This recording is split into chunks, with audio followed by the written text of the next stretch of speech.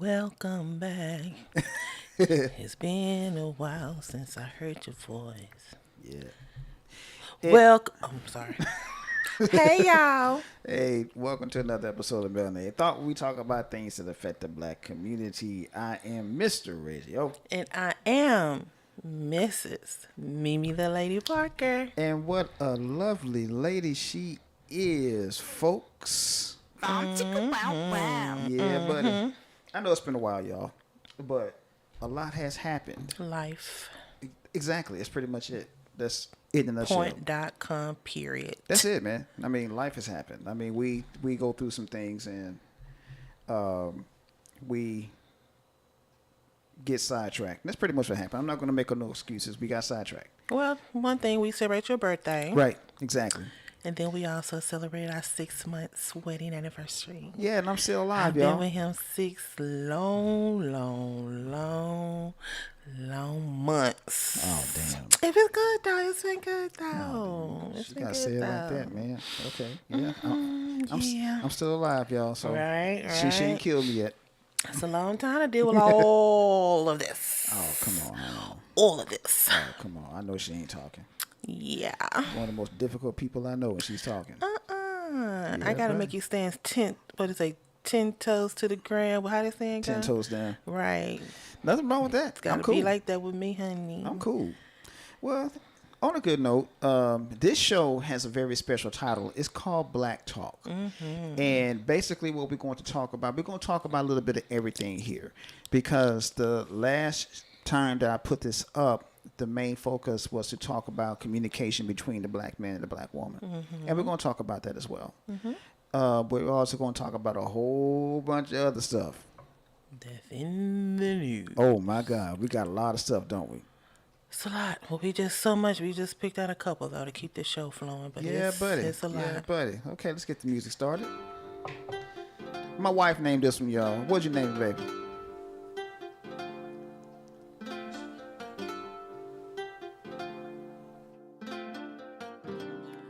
Oh, yeah. This is Sweet Morning Dew.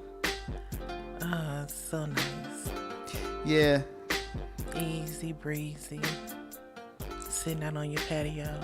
Yeah, man. Got Drinking a a little... glass of wine. Or just thanking God for another day. Whatever floats your boat.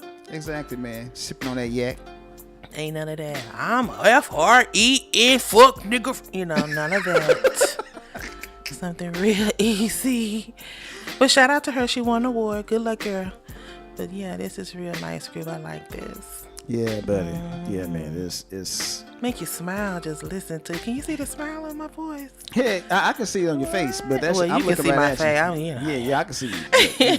But close your eyes and then Well- tell me you can see the smile in my Well, I face. can honestly tell you guys, man, that when I did this track, I was sitting across from my wife. She was doing, I don't know what she was doing. I think she was paying bills or something. I don't know.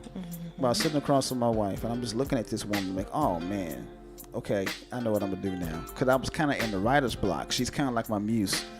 And so when I did this track, I did it with the wife in mind. And I did it with the wife in mind, man. So, you know, this is, I guess, for lack of a better term, dedicated to her. Thank you, darling. Not a problem, sweet thing. Hold on, I got to start recording this thing. What am I doing? There we go. Now, anyway, we have some good stuff to talk about. And again, we're going to talk about, you know, well, like I said, we're going to talk about some black talk. Black talk, again, it's like I said, we're going to talk about communication between the black man and the black woman. I think that's very important. What do you think, babe? As Absolutely. you being a married woman, Absolutely. definitely. Number one to me. Well, yeah, communication. Well, God first. Oh yeah, And then communication. yes. Is That's key. major. It's a major key to a relationship. That's key to any relationship. Because I would don't think I would nobody think, but yeah. Dion. I don't even think Dion Ward thinks she's Dion Ward. So can't nobody read nobody's minds. A lot of people out here who think they can. Exactly. But you cannot. You think you know someone and you still don't. I've been with him almost 5 years. and it's still like, It's a new thing, man. I mean, because I can honestly tell you guys, man, with me,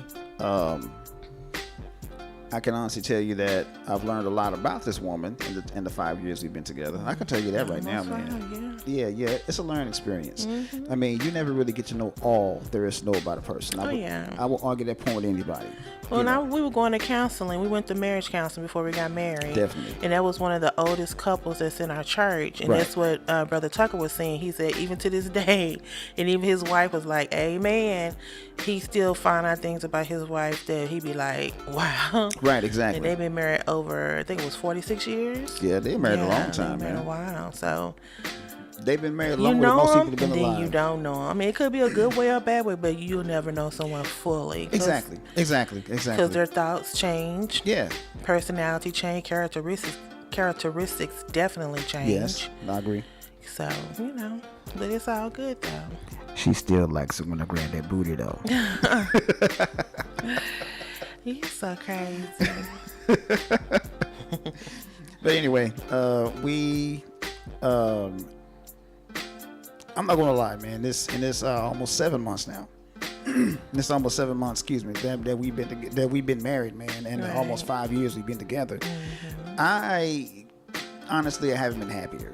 I'm just being real with everybody still get out butterflies. There. Hell yeah. I know, right? Yeah. Why I think I like kissing you so much? Think about it. So but anyway, that's a given, man. That's the way it should be, in my personal opinion. Absolutely. Because if that person doesn't give you that ooh-wee feeling whenever you walk into the room and you look at that person. I mean, don't get me wrong. Physical, fine. Big old booty, big old tatas, fine. But at the end of the day, if you can't hold a conversation with that person, or this person can't help you when the H hit, well, not the H, but the S hit the fan. Right. What's there to do? What's the point? I agree with you on that. I agree with you on that. You gotta have that person's gonna have your back. We're not no killers, but we Bonnie and Clyde though. Oh, no doubt about it. That's my ride or die right there, man. Ride or die. We Ruth and Boaz. Come on now. Ruth and Boaz. Sure. Yeah, we talked about that in church today. We Archie and Edith, and I'm Archie.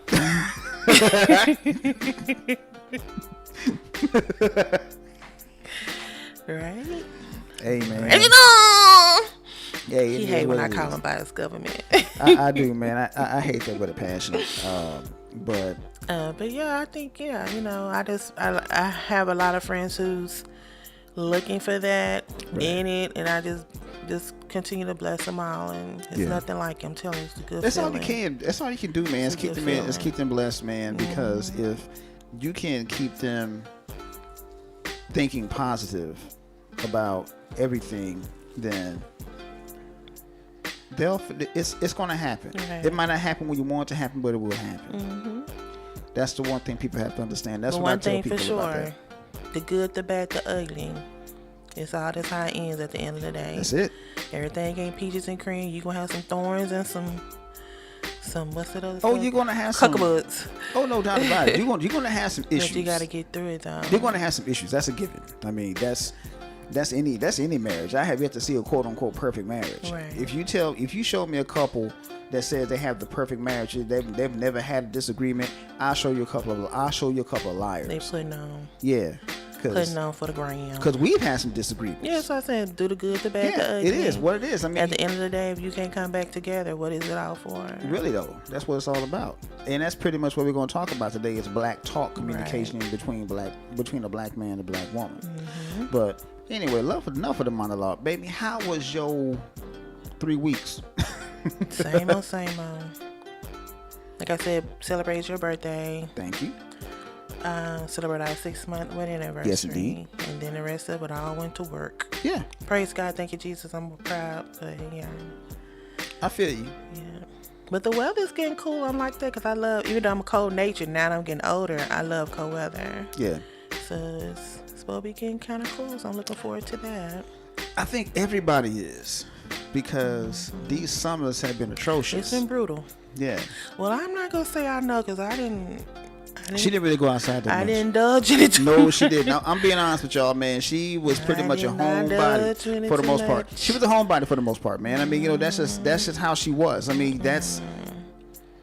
That's it. Usually, I probably will come in from church on Sunday, and I probably won't leave the house until Saturday. Yeah, she if would. that. That's if not, exactly it'll it. be the next Sunday. That's exactly it. That's exactly it. That's exactly unless it. I had something to do during the middle of the week, but no. Right. Well, yeah. How are you, darling? Oh man, I've been good, getting acclimated to the new job, and I love the fact that I'm only 10-15 minutes away. Oh man, I love that. That is so cool. That's pretty much it in a nutshell, man. I mean, I will say this though. The Melanated Thought podcast is now on Spreaker, so big up to that. Spreaker, what's that? Spreaker is a podcasting platform. Okay. And hopefully, if we get enough of an audience, we can get a little cheddar cheese on it. Yeah. So and a friend of mine at work, well, a coworker at work, I should say, suggested it to me because he has a podcast. He talks about hunting and fishing. Oh, okay. And so he has his podcast out there on Spreaker, and he told me about it. I told him how much is the month. He told him what the prices were, and I said, okay, it's not too bad. I can, $10 a month. That's, I spend more than that on Netflix. Well, shout out to Spreaker. Yeah. Welcome. Yeah, hopefully this will do us pretty good. So and I'm recording on them as well tonight. Okay. So and there's a live broadcast. So hopefully, we'll get a big enough audience to, gain a little something. Even if we don't, this is something that we just like to do. Yeah. But true anyway, labor of love. There you go, true labor of love, man. But anyway, because I like for people to hear my thoughts. Oh yeah, I love to hear her thoughts. Man, to be honest with you, no doubt about it, man. So I guess we can get to the books. Yes, sir. Yeah, buddy, books to read. Every black person should read these once in their lifetime. And I have 3. 2 of which are written by the same author. And this lady, really, to be honest with you, the author I'm talking about, she really, to me, needs no introduction. This sister has written some really, really definitive books when it comes to black men and black women either getting to know each other or communicating in general. Now, a lot of people might not agree with some of the things that she says, but let me tell you something. When this lady breaks it down, she breaks it down, man. It's not no joke. You feel me? So first book is The Black Man's Guide to Understanding the Black Woman by Sister Shahrazad Ali. You've heard of her. Oh yeah.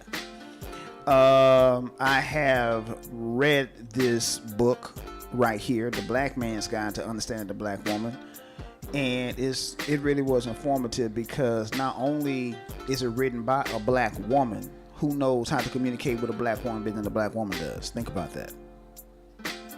Well, I know when she first wrote this book. Yeah. I think she either went on Phil Donahue. I remember that. I remember that. I remember that. And she got She got raw, didn't she? I was like, oh my. But then she got a lot of backlash from black women. Yeah. As far as saying, I'm not finna be his slave. And I don't think she was insinuating that we had to be a black slave. She wasn't. But she did reiterate several times, he goes through enough already just being a black man. Let's just start there. Right. And we might need to just, guide him along. Like her book, guide him along and be his backbone and help him out. And if he can't count on nobody else, he should be able to count on you. Exactly. Yeah. And there was no lie in anything you said right there. No lie in that. So, and then she wrote another book, The Black Woman's Guide to Understanding the Black Man. This was the first one she wrote.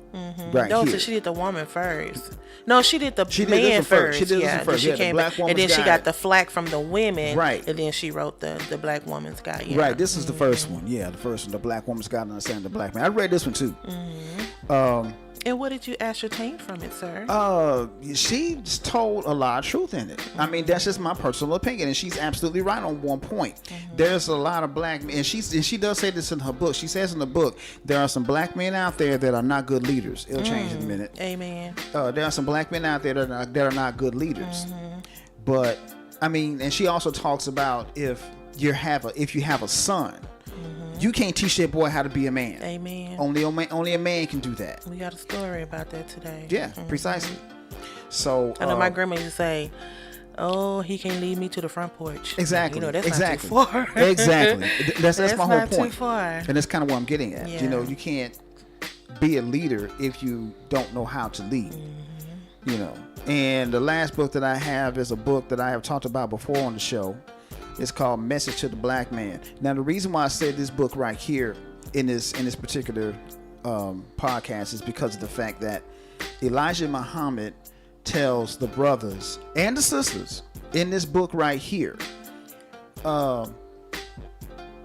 brother, we need the sisters. Sisters, you need the brothers. Amen. Plain and simple. That's all it is to it. Yeah. Now, if you got a sister that's with you, if you with the sister, man, lead that sister on a righteous path. Don't lead her down a crooked path. In other words, don't be the dope boy down the street and you leave the house and your rivals come up and shoot up your house and kill your wife and your child. Right. You know, he's saying being a righteous leader. Protect at all costs. Protect your woman. Then that's the one thing he reiterates in this book. Protect your woman Right. and your family. That's what a man's supposed to do. Exactly. And that's why I put this book out here, man, because of that fact right there. Because a lot of people might not agree with what Elijah Muhammad is saying, but if you actually read this book, you'll see where he's coming from. Right. And that's all I got to say about that. But anyway, those are the books that I got. And here comes my favorite part of the show. Clear my throat. Bold words from a black woman. Yeah, buddy. Yeah. My wife came up with this, and that's why I like it so much. But I did, and I think I've lost mine. did you lose it? Did you bring it up yet? Hold on, I'll bring a picture up. I'll go ahead and put it up. Okay. Oh my God. Did you lose it? I think I did. Well, hold on. Well, go ahead and look something up. Yeah, let me try it again. Oh God, no. Well, it was Mara. Everybody know her. You got her picture? Oh, Gina Price Blackwood? Mm-hmm. Got it. Well, Gina Here it Prince. is. I got it. Gina Prince Blackwood. Gina Prince Blackwood. I got her. It's popping That's up. by the way. Everybody know her. She's a famous, brilliant director, author, movie producer, show producer. But this is one quote that I can relate to that kind of relates to the show in my mind. Yeah. It says, even if someone doesn't look like you or you don't know people like them in your life, in your real life, you get to know them and you get to see their humanity and you get to empathize with them. Our hope is that through empathy that can spark change.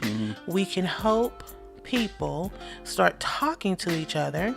Right. And our show, Melanated Thoughts, come on now, becomes a conversation we all will need to start talking to each other, not at each other. Oh.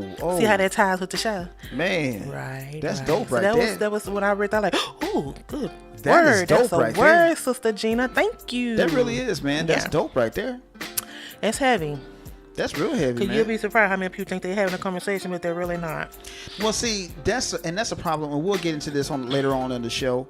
There's a difference between talking to someone and talking at or someone. Through them. Or talking through them. Right. There's a difference between those three things. And that's the whole time they saying, you know what I'm saying? You heard me? No. I hear you, but I'm not listening. No, I don't. I hear you just fine, but I'm not listening to you. That's a difference. But yeah, I mean, but there is a difference, and we'll get into that. The difference between talking at someone and talking to someone, talking through someone. Definitely. And like we've mentioned on several podcasts before, if you ever missed any, please go back out to YouTube and catch them. There you go. Humanity and empathy don't cost a thing. No. Don't cost one penny. It sure doesn't. And a lot of people do not have it. No, they don't, man. Which is sad, especially in these days and times I that we're agree living with you in because now. we need some empathy out here, man. Especially with the way things are going right now. Amen. Man. But I thought that was very profound. It really is. With man. our show, plus with our topic for today. No doubt about it, man. That's a deep stain. So right thank there. you, Miss Gina Price, by the way. Keep up the good work with all the good shows. I am a fan. Yeah, she is. All right, let's get to the current events. I know you got some doozies. All right. I know you got some doozies. Well, we got a mixture, so I'm glad about that. And I want to start with this one because this is one that we've been speaking of for several times. Everybody know how I feel about what happened to Breonna Taylor. Oh yeah. So, a plea deal shows detectives in deadly Breonna Taylor raid falsified evidence for a warrant because of his gut belief. WTF? Right, and then attempted to find evidence to support his, well, it says his belief. I'm gonna say his gut belief. So, technically, he bombarded this young lady's place, shot it up, OK Corral style. She was caught in the crossfire, and now that baby is laid to rest. Kind of find out when they did a investigation of it, they wanted to ask him where did he get his information. He, meaning Detective Joshua Janus, said that he believed, quote unquote, Taylor's ex-boyfriend, who they were investigating, was delivering packages with drugs or drugs money to her home. No evidence ever showed that. He was going by, quote unquote, gut feeling. And now Miss Breonna Taylor is no longer with us. Well, yeah. I hope that his gut rots from the inside out. I'm just being real. I mean, I don't wish no bad on nobody, but I don't wish no good for him at all. I wish no good on him whatsoever. I hope that everything he touches fails, and I hope that when he goes to court, that the hammer that the hammer of justice come down on him, just like Shango was hitting him with it. You know what I mean? Right. So that's all I got to say about that. And then now that everything has come to the night, he trying to justify why he went in there, trying to justify why but he's not coming up with no good. Of course he's not. No good evidence. So of course he's not, because he doesn't have any evidence. Hopefully he'll be tried and convicted. Because this is pretty much a lie. Yeah. This is a lie. Yeah. So hopefully Sister Taylor will get the justice she needs, and her family, especially her family. Oh yeah, exactly. I definitely hope that happens, man, because those people need some closure. Plain and simple. So let's go with something a little funny. Okay. It's not funny, it's sad, but it's just like you can't do nothing. You can't go anywhere these days. A black woman harassed at a bar by Georgia hillbillies. This is not me saying it. This is in the news. For coming to a quote unquote white place.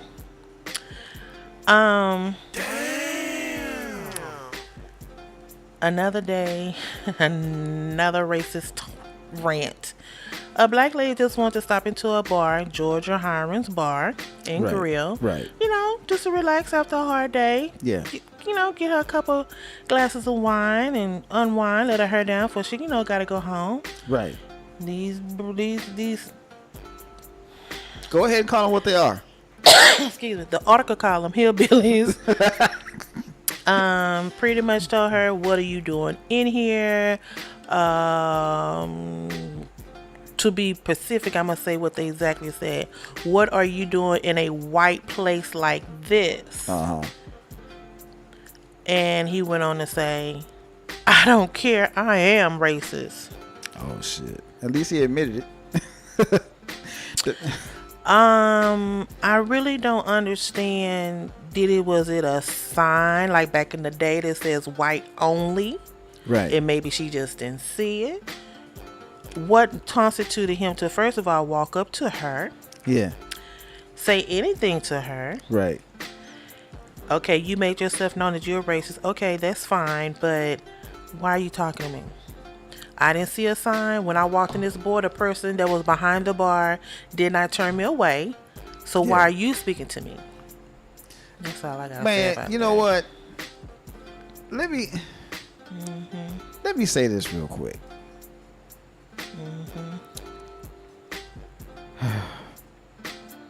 I'm going to take it back to 1980. Idabel, Oklahoma. Young man was walking home from a party. He went through the parking lot of a known white bar in Idabel, Oklahoma. Some people that were in the bar were standing outside. They saw him walking through the parking lot. They accused him of breaking in people's cars, pretty much. No evidence of that whatsoever. He wasn't breaking in anybody's car, just walking through the parking lot. They killed that boy, hung his body on a fence. Now, I was in Southeast Oklahoma when that happened. Now, when we heard about that, that kind of like sent chills through the adults' spines. I was like 9 years old when it happened. But it still resonated. And only reason why he did that because he was a black man, a young black man at that, going through a parking lot. He wasn't bothering anybody. He wasn't doing anything to anybody. He was minding his own business. He was coming home from a party. And he walked in that parking lot and lost his life. So that happened in 1980. Here it is, 2022. Yeah, and it's pretty sad. Like she said, once she got in there, you know, they let her walk in. I'm thinking if you didn't want her in there, you should have stopped at the door. You should have stopped right at the door. Exactly. But then even the waitress was, you know, I guess she was trying to play possum in front of her little cohorts that probably was regulars at this bar. Yeah. And she treated her pretty bad, too. It just seemed like they all were just in the Jim Crow era. Like they haven't evolved at all. They haven't, man. We there's a law passed, so we can legally go anywhere we want to. Yep, exactly. I mean, some of us probably would have not. You know, I don't think it's been anything out about this bar, but after this conversation, this young lady never gave the young lady name. She just started recording the conversation, or really the outrageousness of all the heated exchange between. It was some other white people there that was trying to defend her, but most of the people probably who come there all the time, they kept their mouth shut. This little messy little waitress, you know, was trying to defend her and everything. So they pretty much put her stuff in a to-go box and just told her, "You gone, you get on out of here. Get on out of here now." Yeah. So if you want to see it, it's a video out there. It's very I saw the interesting. video. I saw the video. Interesting. I was going to put the video out there, and I said, "Nah, I better not do that." I should have went ahead and did it, but you know, it is what it is. It just make you think we have evolved, but then again, I guess it's just some areas that has not. Yeah, which is sick. I mean, you said it was in Georgia, correct? Georgia. Well, see, Georgia. We got some on Georgia in a little bit. Yeah. Oh yeah. So yeah, there's that. So it just makes you wonder. I guess some people, they really didn't give their ages, but I guess it don't matter your age. Just some people have not evolved. It doesn't matter. It doesn't matter how old they are. Stupidity is stupidity. There is no age limit or age cap on stupidity. Absolutely. So you know, there's that. Next story. A white man who killed an 8-year-old black boy while randomly shooting cars says he's the victim. Hold on. What? So you was shooting at cars, but you're the victim. But let me tell you why his reasoning. Okay. He said that he has been a victim, that he is a victim and had been trying to seek help for the past 2 years. Okay. So I read the article trying to get understanding of what he meant by that. Okay. And this man said that he been doing stuff all along. This is not the first time that he did anything like this, because he was looking to get some help. So my thing is, why couldn't you put on your Buster Brown shoes and walk into a mental health facility? That's what I think they take you 24/7. Yeah, they are. So yeah, you choose a gun to shoot at people. He said he's done a lot of misdemeanor things toward people with a weapon. He's pulled a machete on somebody. He's thrown beer cans at somebody. But now this time you done shot an innocent 8-year-old baby and he died. So, but now he's saying that he's innocent because he's been trying to get help. WTF? So you want some help. So the only way you can get some help is to go shoot the place up. Well, randomly he was sitting on his point. He was just randomly shooting at cars. Randomly shooting at cars. Not caring where the bullet goes. Just Let me go get my gun. Maybe this will give me some help. Pow, pow. Exactly. You see how stupid this sounds? You'll get some help like that. Your booty gonna be real raw every night. I don't know, but I'm just insinuating you gonna really get some help. Oh yeah, Bubba and Ice Pick gonna help him out. Oh yeah, they're gonna help his ass That's out. one thing I hear. I've never been to jail, God, thank you. But what I have heard from people who have been there, they don't play about the kids. Oh Lord, no. I got cousins that have been in and out of prison, man. They tell you flat out, if you're a child molester, and they call or anybody, if you're a child molester or if you hurt a child, period, in any form or fashion, they gonna pass your ass around for a pack of cigarettes. Literally. So good luck with that. I need some help. Oh, we gonna get some help now. Moving on. Moving right along. Quote unquote, this is my truck. Anti-racism expert is infuriated after husband is handcuffed, wrongfully accused of stealing his own vehicle. I didn't get this story at all. I tried to read this story. So I just So let me get this straight. This man was arrested for stealing his own truck. How? And his wife is an anti-racism expert. So how can... I'm assuming the brother was black. Oh, yes. So... Absolutely. His wife is an anti-racism expert. Yeah. Now, for those of you who don't know, let me just say this real quick, babe, before you continue. For those of you who don't know, my wife drives a BMW. Sometimes I drive it. Now, I put myself in that position. I'm getting into this BMW. Will somebody stop me for getting into a BMW? Perhaps. Especially because I got vanity plates. Well, exactly. What are you doing with her car? Probably Exactly. thinking you stole it. Because I'm not known for letting people drive, but now that he's my husband, I let him drive it sporadically. Very sporadically. I hate driving anyway, but you know. Excuse me, but yeah, there's somebody might be saying, so what you doing? Yeah, you never know. Somebody might. Yeah, somebody might get a wild hair up their ass and say, oh, he's stealing that car. No, I'm not. I'm married to the woman that owns it. But anyway, go ahead, babe.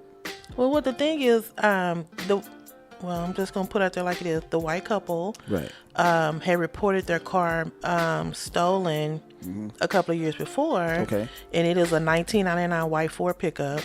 And so the black man, last name Hirsch, was using it for his, well, he had one as well, and he was using it for his landscaping company. And so this couple was driving by. They were like, hey, that's my truck. The husband said, hey, that's my truck. And so they walked up to him, approached him and everything, saying, hey, you stole my truck. They called the police. The police came out and everything. I don't know. I don't know how to, unless you're walking around with the VIN number. Only thing I have to do is just open up your door and give them the VIN number. I know some people who scrape things off, put a new one on, stuff like that. But if your car was stolen a couple of years earlier, you know they made more than one white pickup truck, right? Yeah. Unless yours had like a signature rims, like me, a vanity plate, Right. something like that. Why are you even on this man's property? Good question. I don't know if that's entitlement. I don't know if these were two husband and wife Karens. I don't know. A Karen But and for a Ken. the police to come out either, I mean, they came out. I believe that. And he's trying to, explain himself to the police officer. And this one, his wife, which is the anti-racism, what's her name? Anti-racism expert. They call her expert. So she got very irritated. So now she's thinking about suing. Well, I'm not gonna say she doesn't have a case. I mean, really, let's just be honest here. I mean, because they just saw this black man going into a white truck, they just assumed that he stole that truck. Yeah. But you shouldn't If make your assumptions truck like was that. stolen 2 to 3 years ago, it's at a chop shop. Oh, that truck is gone. In the man. words of who said that song? Took it to the chop shop. It's gone. Come on, man. That truck is gone. gone. That truck is in Mexico somewhere. All the parts are sold and Thank you. used somewhere else. Thank you. But I did like this quote that the wife did say, even though she has that esteemed position, she said, racism robs people of time and respect and dignity. I wholeheartedly agree with that. Again, after church, many of you guys know after church we go out for lunch Right. and we have some Right. We interesting have some, conversations. yeah. Yes, we do. And that was one of the conversations I proposed to Mr. Reggie here. If some of the people back then could speak today, would they justify their actions? That's a good question. Would they be satisfied with the way they treated people, spit on people, bomb churches with 4 little girls in it, hung people? That is a very good question. Could they be really okay with what they did? That's a very good question. Yeah. That's a very good Even question. now, some of the Karens now who walk around here, are you secure just so you can walk into someone's property? Right. What are you doing here? You don't live here. How do you know? Exactly. So I don't know. If we have any Karens out there, we're going to have to produce a number later on. If y'all can call in and let us know your mindset. Because I really want to know how you can walk up to somebody and just start accusing. You don't know these people from Adam. Let me just say this real quick, and I've said this on the show on several occasions, and you heard me say this on several occasions. But one thing that's worse than a racist white man is what, babe? A racist woman. Thank White you. woman. Thank you. Thank you. A racist white woman. And they are relentless when it comes to Oh, it. yeah. They tougher than the men. Thank you. And a lot of sometimes. times they are. They are, man. They will sit up there, call you all kinds of niggas and every damn thing else under the sun. They will call you everything but a child of God. and try to justify everything that they're doing by saying that they're the victim. Right. And guess who's gonna believe it? And they will play victim in a heartbeat. Oh man, yeah. 2.2 seconds. Oh, in a heartbeat. I was watching this one video. Some black people were protesting something. I forgot what had happened. And this white lady came across this sister, and she was cussing the sister out, spitting on the sister and everything like that. And the sister was just holding the sign. And so where she messed up was she grabbed the sister's sign. And you already know what the sister did. She put them hands on. I was like, she probably snatched that sign and started whooping her head with it. Thank you. She tore that white woman up, and that white woman all of a sudden became the victim. Oh, you hit me. Yeah, you were the aggressor. She was defending herself. Well, so what was it? You was in my space. Thank you. You was in my space, Don't man. step in my space. If you step in this space, you get what you get. Thank you. No, Exactly. I don't condone violence, but if you big and bad like that, you should be able to handle the consequences. I agree with you on that. My cousin Eddie Dean told me a long damn time ago, if you're going to pass a lick, be ready to take one. And the church said amen. Amen. So I just hope if they do decide to take it to the courts, Yeah. that it all play out in their favor.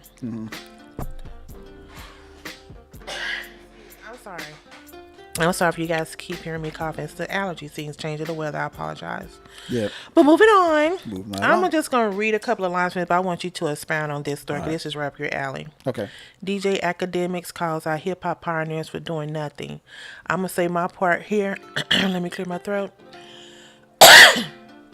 For those of you who affiliate with me, you all know that I have a very bond love affair besides Mr. Parker here for LL Cool J. Me and LL Cool J have been in an imaginary love affair for many, many years. It started when I was a mere freshman in college, and I just wasn't really into the hip-hop scene, but I called myself trying to be a giddy girl. And I explored that avenue of music, and he was the first one that I fell in love with. And to this day, if he walk in this door right now, we getting divorced and going with him. Now I got to kill LL. Yeah, now, hey, if he tell me I'm here for you, I'm like, all right, I'm out. But I really admire how he spoke to this young man. He never cussed him. He cussed, but he didn't cuss at this man. Right. He pretty much schooled him. Right. And I loved it. I love every inch of it. But I'm going to let you spark this up your avenue. Well, for those of you who don't know about the DJ Academics thing, DJ Academics said that the old school rappers are dusty and broke. Okay, now you have to understand something. And LL brought up a pretty good point when he was talking to DJ Academics. He said you don't check Miles Davis's pockets. He said you don't check Elvis Presley's pockets. He said you don't check Jerry Lee Lewis's pockets. You don't check Jimi Hendrix's pockets. So when it comes to hip hop, why are you checking their pockets? I mean, because you have to understand something. Hip hop was started right there in the Bronx, New York, in 1973. Okay, now those guys that was doing hip hop, they wasn't thinking about making money. They were just having fun with it. Because that's pretty much what it was about: peace, love, unity, and having fun. That was the premise behind hip hop. And me personally, as a hip hop connoisseur myself, I'd stand behind those principles myself: peace, love, unity, having fun. Just because those guys that started hip hop aren't sitting on a big fat stack of paper, that's okay. That's just fine. They created something that your ass, DJ Academics, is profiting from. So they did it. They opened the door. It's up to you to go through it and go further than what they did. That's pretty much what those old schoolers did. And I applaud LL for saying that. So to Mr. James Todd Smith. Yes. So anyway, with that being said, Academics needs to take a seat, sit back and listen, and say thank you to every single old school hip hop's head that you come across. Right. My favorite MC, Big Daddy Kane, even said something profound. He said sometimes the best response is no response. So I'm not going to even address that, and that's exactly what he didn't do. He didn't address it because he felt that he didn't need to because everybody else had already done it. But Kane was like of the whole, and then somebody else asked Kane the very same question, and Kane said that DJ Academics needs to sit back and do just like what I said, and thank all those old schoolers that came before him, right. and be happy that they even remotely did something like that, so he could get paid off of it. Absolutely. You a DJ, and if you didn't have those records to spin, would you still be a DJ? Exactly. I mean, just think about what you're saying here, sir. Exactly. And leave LL alone. Leave all of them alone, for that matter. I mean, come on, because you're talking about the old schoolers ain't sitting a whole bunch of whole stack of paper. Well, you got to understand something. Back then, they were just children back then. 15 to 16 years old. I was looking at L the other day. He was on one of the talk shows, and he was saying he started writing his own rhymes when he was like 6 or 7 years old. Right. He did his first show when he was like 14, 16 right, years exactly. old. Baby. Right. Just trying to get out there and show what his skills. Right. I think in long term, that's like me. I used to think, I said, oh, this music right here ain't gonna last long at all. Everybody said that, and it's still here. Everybody said in that. 2022. It's the highest selling music genre in the world. Absolutely. I mean, think about this. When Grandmaster Flash first started DJing and cutting and scratching, he wasn't but 17 years old. Wow. Melly Mel, one of arguably the greatest rapper of all time, 16 years old. Wow. Come on, man. Yeah. Cool Mo D, 17. Young, Grandmaster Cass, 16. Come on. And for him to state that, like, they didn't do nothing. They did a lot. Their music is timeless. They created something from absolutely nothing. Speaking from personal experience, every single time a Big Daddy Kane song come on in the car, he can spit it word for word. Yes, I can. Word for word. Yep. So their music is timeless. Thank you. What he ain't got nothing to say about the young cat? Oh, so is that why he's saying the reason why there is no profound music now is because of what they did? What they did wasn't profound? No. Well, basically what he's saying was that their Dusty ain't got no money. That's pretty much what he's saying. They don't have any money. Of course they didn't have any money. Oh, because they not flossing with this big old chain that like an ice cream cone around your neck? Hello. Shout out to Gucci Man. I like it, but sir, come on. Who the other one I saw the other day? Big old flip-flop. Diamonds just blinking, but it's a flip-flop. Really? Wearing 8-9 chains at one time. Yeah, LL Cool J did have a dookie chain, but he had one. He had one. And it was gold. Now, I will say not this. Diamonds. Now, I will say this. One of my top 5 MCs of all time, Slick Rick, he used to wear a shitload of chains. Well, see, he's not from here. No, he's not. He's from England. England. So he didn't know. Right, he's from England. He's from England, so you got to give him a pass. He didn't know. He didn't know that wasn't necessary. Right. He just weighing his neck down. Right, exactly. Exactly. Well, yeah, I mean, if you think about it, all them hip-hop heads, I don't know about nobody working at Starbucks and they still surviving. I mean, it's old schoolers. I mean, they made some money somewhere. I mean, the very first MC, Coke La Rock, he's the first MC of hip-hop. The very first MC, Coke La Rock. He ain't hurting for nothing. Right. So... I honestly think, I keep speaking to him because that's, I think if LL wouldn't produce another album, even though he just produced one, shout out, really good. I listened to it on YouTube. It's really good. If he didn't do another movie, didn't have another TV show, another any kind of deals that he have, he'll be just fine. Oh yeah, he'll be just fine. So he and his family. Now we'll say just fine. Now we'll say what MC Shan said to DJ Academics, but they had to shut the show down because MC Shan went off. Have it? He went off. He went off, man. But then again, that's MC Shan. Shan? Now who is Shine? Is that two different people? Yeah, Shine is. I know Shine is like a prime minister of some country now. Okay, so it's two different. Okay, yeah, two different people. Yeah. MC Shan. For those of you that are really, really into old school hip hop, had beef with KRS-One for a while. They were going back. I remember that when they did the verses. Yeah. MC Shan. They were when he did Queensbridge. KRS-One answer was South Bronx, and Bandidos went back and forth, act like that. But anyway, MC Shan let him have it.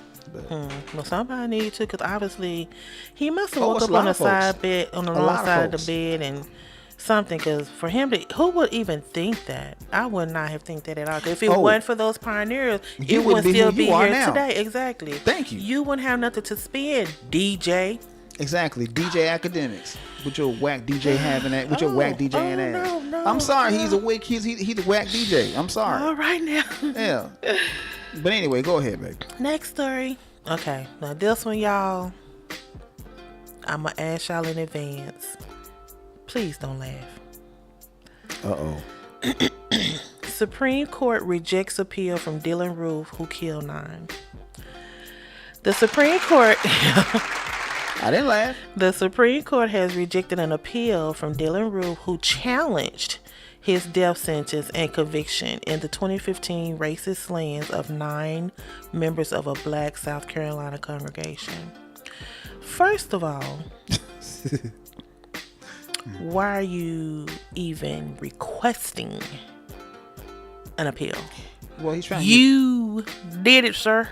Well, it wasn't your brother. It wasn't here's the howdy doody. It was you. Here's the thing. Here's the thing. He was trying to justify what he did because he said in his manifesto he was trying to incite a race war. He said that. And who gave you that sentiment to go ahead with that? Did somebody write your letter be like, "Dear Mr. Roof, we need you to on behalf of who you are, we need you to be the first one to start a race war"? Really? I'm just gonna say this because this is how I'm feeling. This show is called Melanated Thought with Mimi, the lady. Yes, indeed. And Reggio. Yes, indeed. Mimi, the lady. Sees entitlement written all over this. Come on now. She can say what you want. All over this. Because if that was a black, I'm gonna keep it 100, young man. Yeah. Flip the switch. He did the same thing as this boy did, except for his skin was a little bit darker. Yep. They would be like, "Boy, get your ass back in that jail. In that close the gate. Yeah. Lock it yourself." Now, they wouldn't even entertain this. Now, for those of you they would not entertain. Now, for those of you who have been living under a rock, let me explain to you guys who Dylan Roof was. Dylan Roof went to this church in South Carolina. Was it South Carolina or North Carolina? Mother Emanuel AME Church in Charleston, South Carolina. Okay, in Charleston, South Carolina. Okay, I had to make sure I got my Carolina straight. He went in 2015. In 2015, at the time he was 28. He old enough to know better. He went to this church on several occasions. Visited like he was trying to come in and of course, black people being as friendly as we are, welcomed him into the church. Didn't think anything of it. He sat in the back of this church and let them finish up their Bible study and their singing and all whatever they was going to do, and just wet the place up, just shot the place up. Lit it up like 4th of July. Yes, sir. And you thinking you should get an appeal for that? Now, here's the trippy part about the whole situation. He walked out fully armed. Police arrested him and treated him like a Vogue model. Yep. Took him to Burger King. Right. And even gave him a cigarette. That's why I said entitlement is written all over this. So that black boy probably wouldn't even made it on the church step. All his blood would be spilled all on them church steps. Oh, please. He wouldn't have made out the door. Exactly. They would have lit his ass up like a Christmas tree. Yes, sir. But anyway. But yeah, y'all try not to laugh at that. Cause I know when I read this, I thought it was like this. I'm waiting for Ashton Kutcher to jump off the page of the what I was reading because this could not be whoever who's ever even entertaining or advising this man. Yeah. He need his license revoked. I agree with you. Or maybe he just doing it because he needs a paycheck. That's no telling why he did it, man. But that's unbelievable. Well, you was still there when the police people got there. You was still fully armed. And you want to appeal. What part are you trying to appeal? The death sentence. Okay. Good luck with that. Same thing I said. Moving on. Giggle, ha ha. Exactly. Now here's another numbnut. Florida man pleads guilty in brutal attack on black shopper. Now this story has me bewildered. Because from my understanding, a Florida man went shopping, black man. This man followed this man out the store in the parking lot, him and another friend of his, started laying them hands on the black man, and at the whole time hurling racial slurs at him.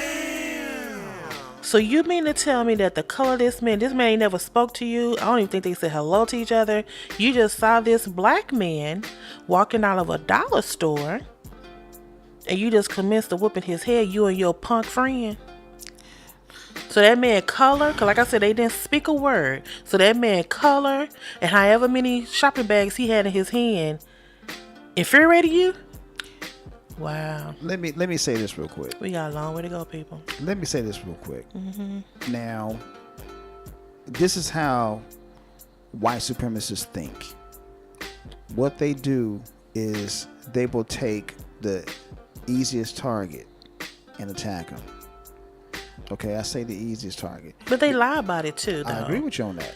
Let me say this. He tried to do a plea deal. He tried to lie, first of all. Of course he did. Because he said the black man like pushed him or brushed him in the store. But of course they went back and looked at the surveillance and they didn't see none of that. You just want to whoop this man and, you know. You just want to start I don't know. Well, here's the deal.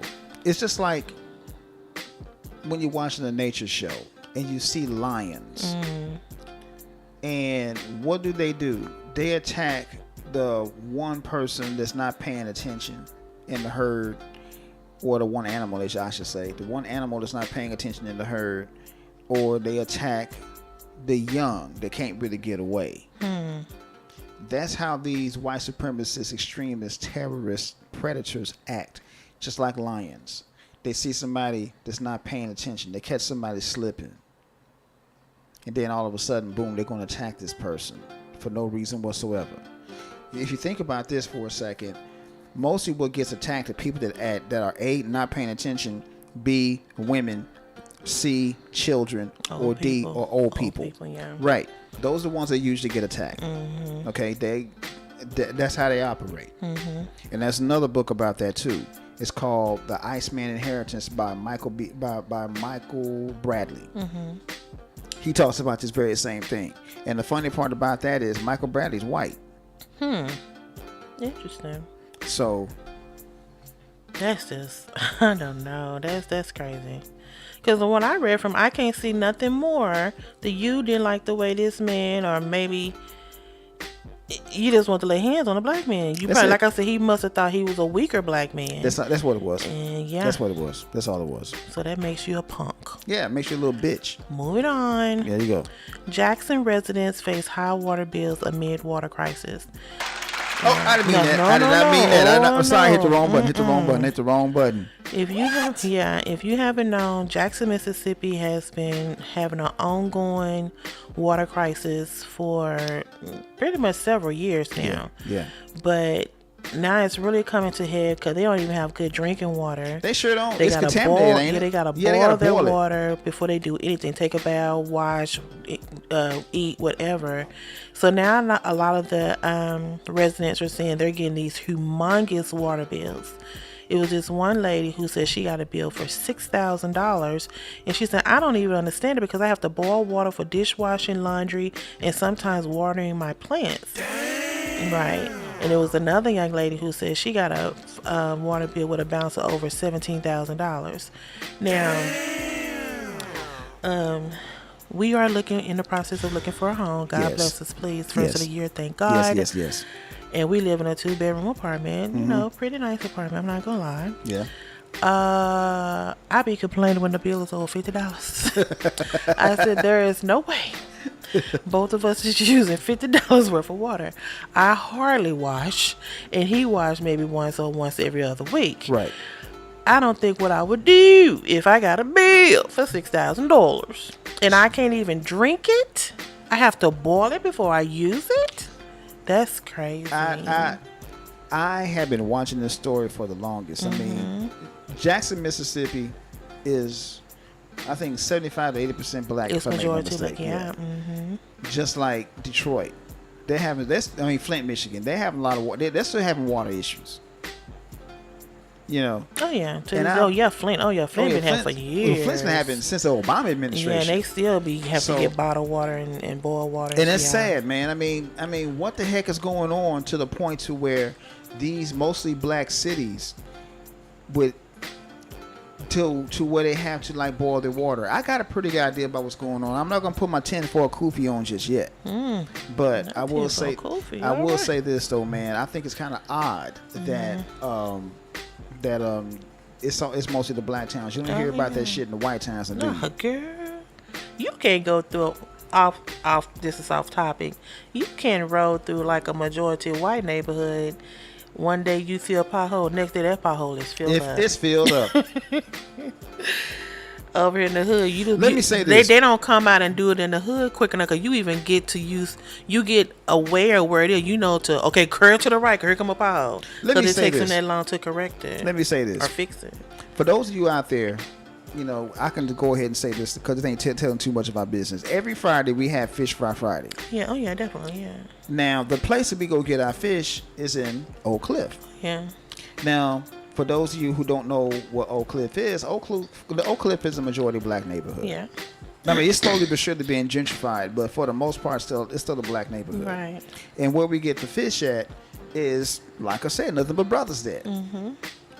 Now, I can honestly tell you, as many times as I've been there to that particular fish joint, which has excellent fish, by the way. Amen. I'm gonna go ahead and say the name, J&S Catfish. Shout out that's to the J&S. joint. Woo-hoo. That's the joint. That's the joint. Tell them Mimi sent you. They know me up there. they probably do. She calls every week. But anyway, we go there every Friday to get our fish. Mm-hmm. And I can tell you right now, going down those streets, I know where the potholes are. You're absolutely right. I duck and dodge the potholes whenever I'm going down the street. Mm-hmm. Now try to go to Experience out there at Plano like that. Oh, come on, man. The streets are just smooth sailing. You come upon one around 7:15 a.m. Tuesday, 7:15 a.m. Wednesday. It won't be there. More like 7:30 It Tuesday. has been fixed, honey. more like 7:30 Tuesday morning. This shit. And the only thing that it probably won't be fixed is because it's probably raining outside. There you go. Exactly. They don't play that over there. That's sad that we're laughing about that, but it's true. It's the truth, man. It's true. I mean, we make but a light of it. I must admit, the city councilman, I'm not gonna say his name, encourage water customers to dispute. But I don't even think he had to say that. Who you think is really gonna pay a $6,000 water bill? Nobody. And I have to boil my water. Good luck with getting that. I know that's right. Excuse me. Go ahead, but baby. It's just crazy. Like you said, yeah, a lot of the black neighborhoods is catching it. And I don't even get it. I don't get it. Okay. Now this story. She laughing. And this we're in the midst of what they call it when you vote early voting. I guess I can say that. No, early voting. A GOP senator faces backlash after equating black people to criminals. Alabama GOP Senator Tommy Tuberville is under fire after suggesting that Democrats are soft on crime because they want to hold out reparations to the people who do the crime. WTF? Yeah. I was looking at a documentary the other day, and they said white people commit more crime than black people across the board. Little side note. Say that again. Right. They said white people commit more crimes than black people do. They don't care if it's in a good neighborhood, bad neighborhood, fluent neighborhood. More white people commit more crimes than black people do. Now, let me ask you a question, babe. Mm-hmm. Haven't I been saying that for the longest? You sure have. Thank you. You sure have. Thank you. So I don't even constitute or even understand what rock this man been living under. If you supposed to be in the Senate, don't y'all get reports and graphs and polls to show the worst crime areas and the crime rate? I have always said this, and I continue to say this. Black people, foundational black Americans, make about 14% of the population of the United States. Right. But yet and still, we're 85 to 90% of the prison population. There's something wrong with that. That's not by accident. That's number one. I just think this is his way of trying to put doubt in other senators' mind that reparations is not needed to be paid. Yeah, that's pretty much it. Yeah, that's pretty much it. Trying to knock it down. That's pretty much it. Good luck with that, sir. Yeah, bro. What else you got, babe? Mm-hmm. This is let me go to another. I'm gonna end with this feel good story. All right. This your story. I want you to explain. I want everybody to hear what I've been hearing about this story. Okay. Quote unquote. I have done nothing wrong. Uh-oh. Brett Favre denies any wrongdoing in Mississippi welfare fraud case, says he didn't know his 7-figure payout were for the poorest in the state. What? Just talk about them having massive water problems. But Brett Favre has tied his name to a loan where they were trying to build a volleyball facility. And these people ain't even got good water. Yeah. But he said he trying to clear his name. If here's a video out here I'm talking about, y'all go ahead and look. It's really funny. I love the way his accent is. But he said, I have been unjustly smeared in the media. I have done nothing wrong, and it is past time to set the record straight. Let me say this about Brett Favre. Let me give him kudos right quick. Go ahead. He did pay back $1 million of the money back. Okay. But they say he still need to pay the interest. Okay, let me just say this about sorry, it's a volleyball wellness center. My bad. Well, let me just say this about Brett Favre. Now, this has been proven that Brett Favre committed welfare fraud. Now, let's go back a little bit. Okay, let's go back a little bit. Colin Kaepernick. I love Colin Kaepernick. That brother, he was a cold ass quarterback. Am I lying?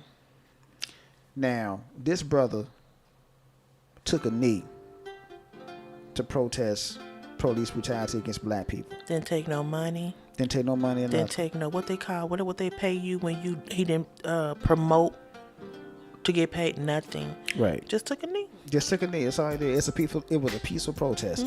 No disrespect to the national anthem, as people try to make it out to be.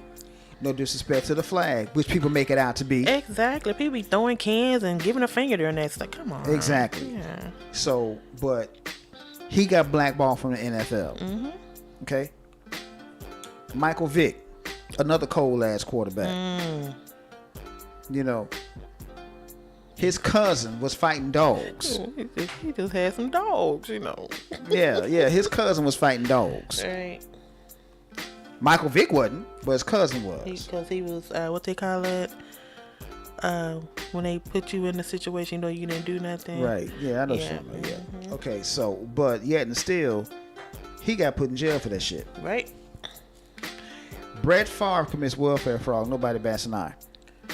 God, I wish you had that sound bite from Shannon Sharp. Baby, when I tell you Shannon Sharp let him have it. Hell yeah. I heard that sound bite. Shout out to Shannon Sharp. Amen. Shout out to Shannon Sharp. I like Shannon. Me too. I always like Shannon. I like Shannon. Shannon, you know, especially when he goes skip. Yep. I love that skip.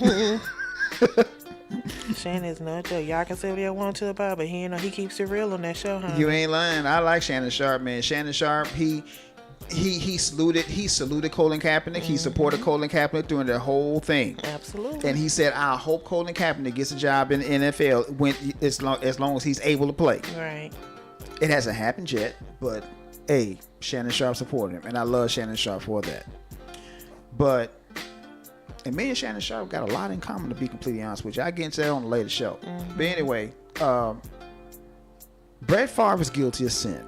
And people know he's guilty of sin. But the reason that he don't think he's guilty is because he has that complexion with the connection for the protection. You see what I'm saying? And that's pretty much it in a nutshell. That's all I got to say about that. Yeah. You're guilty. Just go ahead and take your lumps, man. Plain and simple. In the words of the late great, I don't know who said, cut the check. Hey, bro. Cut that damn check. Cut that damn check, bro. It is so funny, though, because he said he didn't know. Like, I know a lot of these people just lend their famous names and their face and to a different organization. But this is one of his, they said this is his pharmaceutical company that, that took the loan. So it's like, maybe you need to stop signing your name and stuff and doing a little bit more research. You retired, so why can't you go to the office and see what's going on? Oh, man. I'm just saying. Yeah. Moving on. Come on. Okay, let's see what we got next. We got so much. It's so much goodness in these little. Yeah, she got some goodies, man. Well, now this is one too I wanted you to explain, because maybe I'm thinking wrong about it. Okay. Quote unquote, all we did is offer them money for a little piece of their skin. Philadelphia issues apology for experimenting on Holmesburg prisoners' bodies. Here's why victims can't sue. Now, from my understanding, this research company would go to the prison system, and they're trying to do research on different, drugs, Right. experiments, and experiment on these guys by giving them syphilis. Kind of like it's like an old story in the back in the day they did it with the black men. The Tuskegee experiment. I get into that as well. And so they said that these pharmaceutical people were like testing them with like viruses and fungus and asbestos and LSD. I'm like, ugh. Well, see, here's the thing about that. You got a prisoner. Let me paint a picture real quick. You got a prisoner. He's facing, let's say, 30 years in prison. A pharmaceutical company comes up and says, hey, let us sign this little waiver and we'll shave some time off your sentence. Well, that's what they said. They said a lot of them was illiterate, awaiting prosecution, or attempting to save enough money to make bail. Exactly. And that's what I'm getting at. That's what I'm getting at. Yeah. What they'll do is they say, hey, we'll shave some time off your sentence if you sign this here waiver right quick. And they say, well, I'm facing 30 years, so if you shave some time off of that would help me out a great deal. They sign that waiver.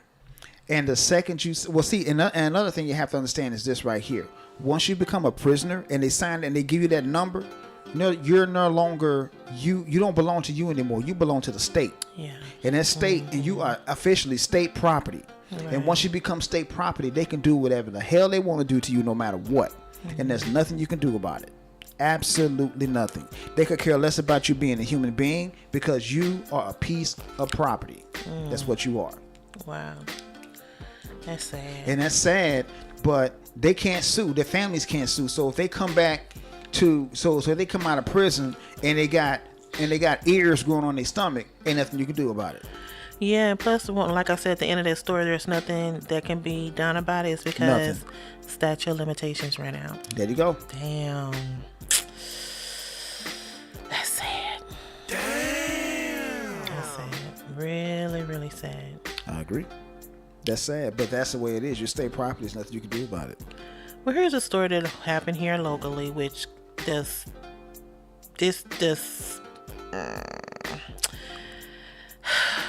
Hooters manager violently beaten in viral video because some kids bum rushed the restaurant trying to sell candy and cookies without permission. I heard about this story. Plano, Texas. I heard about this story. They rush in there with no shirts on, so we can tell the color of their skin. Yeah, I saw the video. Did you see it? I did. Yeah, it was some of y'all. I'm not gonna associate myself. I'm not gonna associate myself, even though I'm proud of myself. This is just one story. I'm gonna have to just go ahead and finish up because I got a lot to say about this one. I don't understand if you went in there and asked the man no, and they probably told them no. This is like a no solicitation facility, right. or something. Why did you take it upon yourself to come back in there to beat the man up? Here's These the kids deal. See, they have no respect. And we talked about that on previous shows. No fear, no respect. And here's the thing with that. Now, shout out to Willie D because he made some really good points in this about this particular thing too. Now, for those of you who don't know who Willie D is, Willie D was part of the rap group the Ghetto Boys. I love the Ghetto Boys. And Willie D is from Houston, but he has ties here in the DFW It's a area. Texas story, yeah. Right. And so he made a really good point. He said, you were in Plano, Texas, one of the most racist cities in Texas.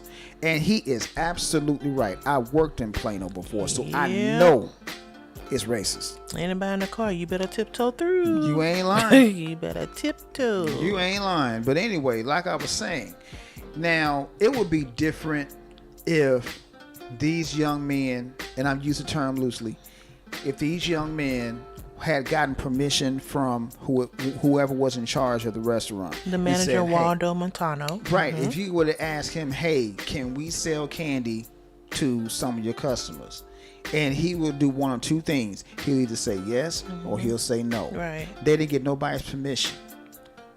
No permission whatsoever. They just automatically took it upon themselves. You just walked in, going up to different people's tables. Yeah, going to different people's tables. No shirt on. No. Well, now they had clothes on at first, but when he kicked them out, they came in with no shirt on. Like, that's gonna make it better. People see your face, boy. No decorum about them whatsoever. See, that's what I'm getting at right there. They have no discipline whatsoever. Now, I'm just going to go ahead and say this. I can pretty much guarantee you, most of them, if not all of them, have no father figure in the house. I can promise you that. Because a father figure will tell them flat out, look, use your head. Don't just go up in there and start acting buck wild because you don't get your way. Get permission first. There's a proper way to do things. Okay? So, whatever happens to these people, to these young men, okay, it is what it is. It's a miracle they didn't get killed. I'm just being honest. Well, from my understanding, they were with some adults, and when he kicked them out, the adults started arguing with him. So I wonder if he went back out there and told them, "Take y'all shirts and go in there and kick his ass." Because why was this? Who was the adults? That's the question. I mean, I bet it was mamas. I bet it was their mamas. They said 3 adults was starting to began to argue with the restaurant manager. I bet it was their mothers. I bet it was their mothers. You don't tell my son. No. He should have got permission first. That's the rules. Yeah. When I heard this story, I'm just like, is this what we're doing now? That's exactly it. Is this what we doing now? Now, here's another part to that. Now, I have bumped into quite a few young men that came up to me, "Sir, I'm selling cupcakes or a cake or whatever. If I got a few dollars in my pocket, I'll hook them up." Yeah. I don't mind doing that at all. I really don't. I don't mind doing that not one little bit. Because they're not inside the store, they're outside the store. Now, see, they were outside the store, okay, it is what it is. But they're inside the store, or whatever. I don't mind helping them out if they do it the right way. Right. So yeah. Yeah. Shout out to our youth. Yeah. Well, here's another one, and I'm gonna let you expound on this one. A substitute teacher punished for saying black mothers raise their bitchiest boys in her class.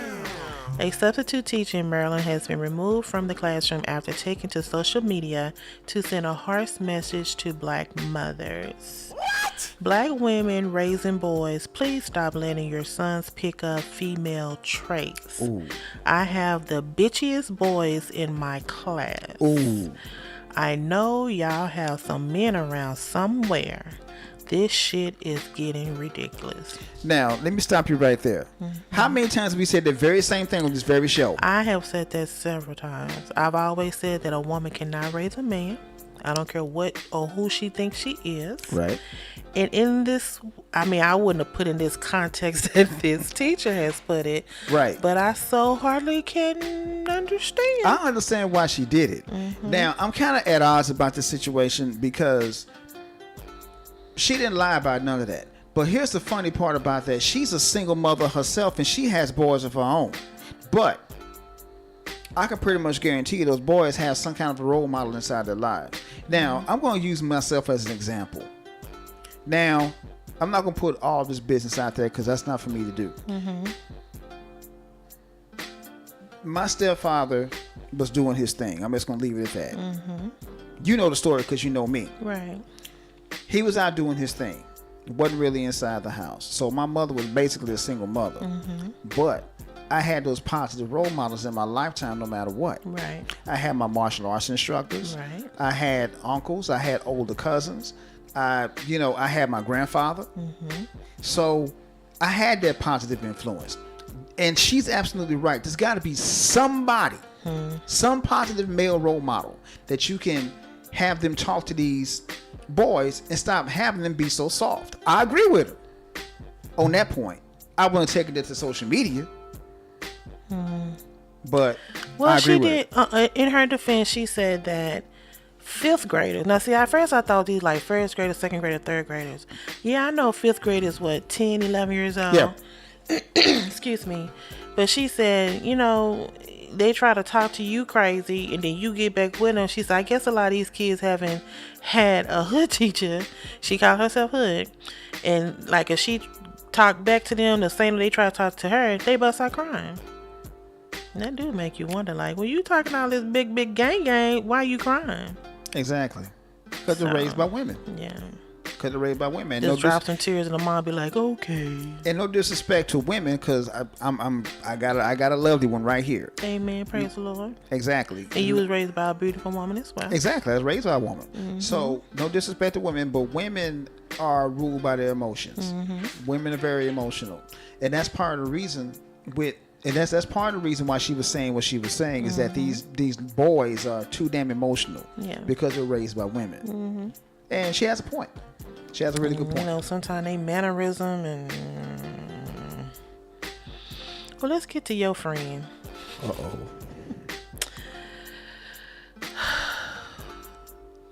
Kanye. Oh, damn. Yay. Yee. Well, I ain't say his name.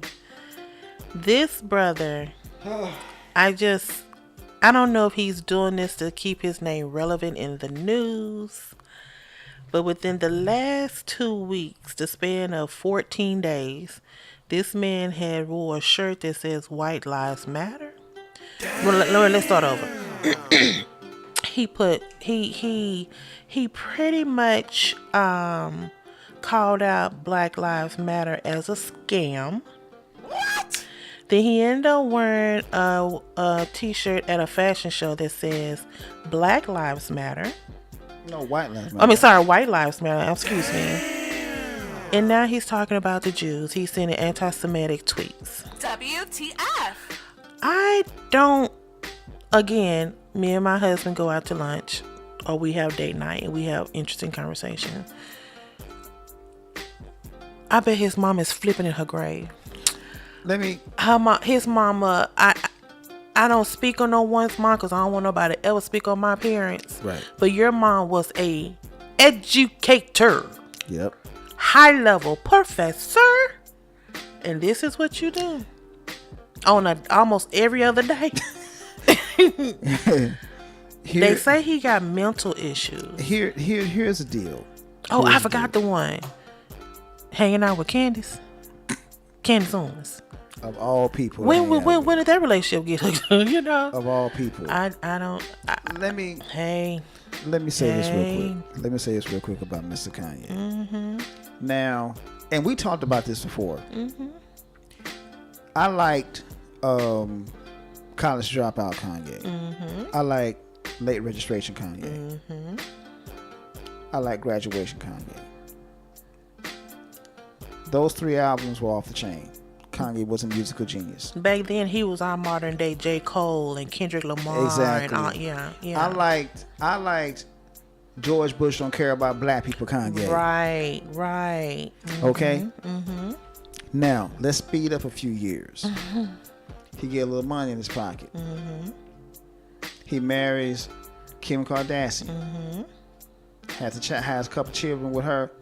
And now they're getting a divorce from what I understand. Mm-hmm. Which I don't really care to give 2 shits about that. That's neither here nor there. And now all of a sudden, White Lives Matter, which is just like saying if you stand out in the rain, you're gonna get wet. Mm. And now all of a sudden, George Floyd didn't die from getting choked. It was from fentanyl. That's what he said. That's what he said. That's the latest one. That's the latest one. I hadn't heard That's that. the latest one. That's the latest one. Okay. And now he's saying that Black Lives Matter was a scam. Yeah. Okay, let me just say this about... Let's go back to the Black Lives Matter incident. Mm-hmm. Black Lives Matter, the organization, he's absolutely right. That was a scam. They've been all over the news buying houses and all kinds of shit. Well, let's reiterate, not Black Lives Matter, the people who ran it at that time. The organization, organization. That's what I'm saying. The organization. Yeah. But the movement itself, right? I'm behind that 100%. Absolutely. But that's with everything, though. Sometimes you think about it. Sometimes it is. Yeah, sometimes it is. It was something that came out not too long ago, and I'm a big advocate. Me and my friends on walks. Yeah. almost 10 miles in the breast cancer walk. So, and I've heard some things about them, but I still participate. Right. It's upon my Right. heart and my mindset if I want to or not. Right. So that's up to you, but, you can't fault the people that get the cha-ching sign in their eyes to disparage the movement. I understand what you're saying. Yeah, I agree with you on that. Again, the organization, no, I agree with you on that. That was a big money grab for them. But the movement, yes, I support that 100%. Absolutely. But that doesn't give you the right to say the whole thing was a scam. No. Now, right now, the Kanye we have now, we don't have late registration Kanye. We got slavery was a choice Kanye. Going to sit up there in the White House wearing a MAGA hat, Kanye. Yeah, we got make America great again, Kanye. Right. We got White Lives Matter Kanye now. Okay, we got Candace Owens' best friend Kanye now. So, I mean, and here's the thing about Kanye. And I like what LeVar Burton said about Kanye, man. He said he needs to talk to that brother. But Kanye's one of the kind of people, he said on several interviews, he does not read. He doesn't read books. Yeah, he don't read. Yeah. He said he doesn't read books, which is kind of odd for me, being your mother was a college professor. Exactly. I don't understand that. So how could you not read books and make some amazing albums 10 years ago? Yeah, exactly. I mean, I don't get that part. Because supposedly he was a dope producer and lyrical writer, is how you say that word, before he even went to the mic. Right. So that documentary we seen on him, was that true? Did he have a ghostwriter? And he took claim of it? Well, he did. You don't go from writing prolific things like that to how you acting now, can you? Well, see, here's the thing about it. See, one of his ghostwriters was a brother that went by the name of Rhymefest. Rhymefest, for those of you who don't know for those of you who are really into hip hop, if you know who Rhymefest is, you know that Rhymefest is known for destroying Eminem in a battle. Okay, so and Rhymefest can spit. I've heard him spit before. He's bad. He is dope as hell. So that was one of his ghostwriters to clear that part up. So he did have so he pretty much probably didn't write all that goodness that he was producing or spitting on the mic. Now the production is Kanye. You think so? The production is Kanye, but the rhymes no. Now? I don't know. But the rhymes no. The music yeah, but the rhymes no. Some of the rhymes are his. I take that back. Like Through the Wire, that's him. Well, that's his personal story for what happened. Right, exactly. Yeah. Right. That's him. That's him. Which I love that song. That's dope. Me too. You know. But anyway, back on Kanye. Now, here's the thing about Kanye. When things are going good for Kanye, when things are going bad for Kanye, he's George Bush on like black people Kanye. When things are going good for Kanye, he's slavery was a choice Kanye. Okay? He's like the prodigal son. He come on home. Precisely. Exactly. Whenever things are going shit for him. I mean, as much as I hate to say it, I love Michael Jackson. He did the same thing. Oh, yeah. I love you. Hanging out the SUV. Boy, get back in there. For real. You're just saying this shit now because your ass is in hot water. You on your way to court now. About, don't matter if you black or white. Exactly. You're right about that. It don't matter to nobody but you, Michael. But once you got that nigga wake-up call, it was a different story. Back to Kanye.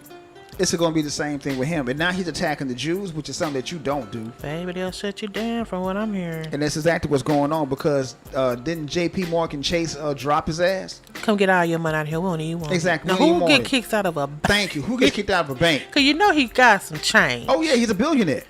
They don't even want his money.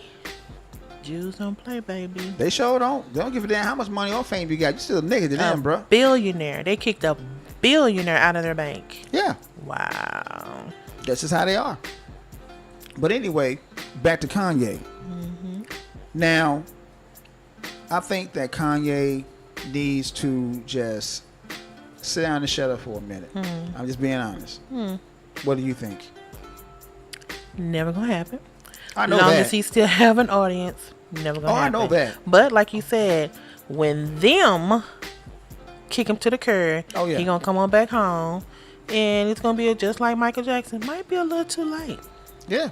Might be a little, and I think everybody keeps saying, he. That's one of the reasons. I know you don't like to do celebrity news, but that's one of the reasons Kim Kardashian gave for divorce, and she said Right. she just couldn't deal with the mood swings, and especially when he said slavery was a choice, Right. and something else dumb, for lack of better words, Yeah.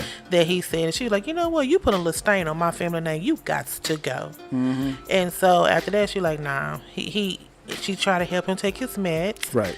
And I guess when he's on his med, he do outlandish things. Right. So do you mean to tell me that he have a bunch of yes people around him that's not helping him stay on track? If you know you have to take medicine just to have a comfortable, controlled atmosphere, I don't think mindset. I'm just gonna be honest with you, baby. I don't think most of this medication. I don't think it has to do with medication. I don't think some of that have to do with medication. I think that's just the way he is. I mean, I'm sure some of it grew is. up in Oklahoma. He was born there. You're born in Oklahoma. Grew up in Chicago. Chicago, and he thinks slavery was a choice. Chicago was founded by a black person. That's a black city, founded by a black person. Mm-hmm. Then what do he think all them people migrating to Chicago? Where do you think they was coming from? We going north. Where? Again, why do you think they came north? Again, that's where reading comes into play. I don't believe that. His mom did not let him get that far with her. Maybe she did, but I hardly doubt that. No, I think he's using that as an excuse. Like I said, he could be laughing at all of us. He could just be plumb, just telling us, He could be. I'm not saying he isn't. Because it seems like every time he do something outlandish like that, his sales go up with them ugly clothes he have. Oh, my God. And them ugly shoes he have. Man, you see them old ugly ass boots look like bubble gum? He even brought it down. You know what? Now that I'm saying, I think that could be true. Because he even brought his clothes down to the Gap. He didn't even put them on no display table. He just had them sitting in trash bags. And they said them clothes sold out within 5 hours. I believe it. No. If I want some shirts and clothes with holes in them, I got a pair of scissors in the drawer. Thank you. I cut my own hole. I don't even pay no $100,000 for no jeans that got holes in a hoodie that got I think he's just he's cha-chinging with all this matter. He just gonna go off the face of this earth and live off the fat of the land that he done call all this stupidity. This is stupid talk. I agree with you on that. It's stupid talk. I agree with you. I don't think this man believe this. I agree with you. Because like I said, even though Kim Kardashian's Armenian, yeah, your kid is still black. She's still white. I mean, Armenian, that's white. So and your kids are still black. Yeah. I don't care how many curly hairs they have or what kind of light skin they have. They're still black. Yep. And if push come to shove, if something come, they might get treated wholeheartedly like a real black person. Now correct me if I'm wrong, babe. Ain't you married to a curly haired, light skinned dude? If something happened to you, they still gonna treat you like a they gonna treat you like a common black man. Exactly my point. They be like, we gonna get him a pad. You know, he got that pretty light skin with that curly hair. That's what I'm getting at. That's what I'm getting at. That's exactly what I'm getting at. That's what I'm getting at right there. No. That's what I'm getting at. That's my whole point. That's why I said that. That's why That's why I said that. Do you feel sorry for him? No. I don't feel sorry for people like that, man, because like if you are conscious enough to sit up and say some of the things that you're saying and you know what you're saying, I'm sorry. People always say, well, I didn't mean to say that. Yeah, you did. You meant to say it as you would have said it. Well, let me ask you this. Is he cooning? No. I call Candace a coon in a minute because like this last little episode, she was talking about single mothers being narcissists. Now, you're a narcissist and you're a mother with a white husband. So I think you're better than us. Yeah. Well, I'm not a mother, but she thinks she's better than single mother. Girl, get on the gravy train, going back Is home. he cooning? Yes. He's definitely cooning. Yeah. That's a given. That's obvious. Yeah, he's definitely cooning. So. But for what extent are you going to take it to? That's a good question. Because sometimes you're going to have to come back down from the planet that you're on and face the music. Because right now, you are getting talked about like crazy. Yeah, I mean, like I said, Kanye West is hella talented. I get credit where credit is due. He, as far as a producer is concerned, he's one of my favorite producers. Well, let me say this. Anybody who start calling themselves Jesus and think they better than Jesus. Oh man, see, that's where I draw the line. That's where I draw the line right there. I mean, this man started his own religion, and people were actually following him. Successful. They say every Sunday you can't get in it. You People can't get in were the church. exactly my point. That's what I'm getting at. People were actually following him. Yep. Yeah. So I don't know. And let's move on to the next coon. Excuse me, I'm losing my voice. My allergies draining my throat.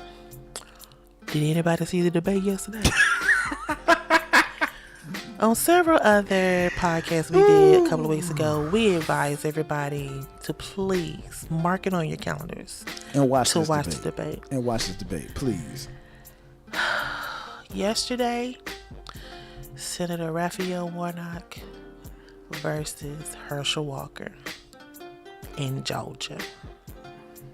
How bad was it, baby?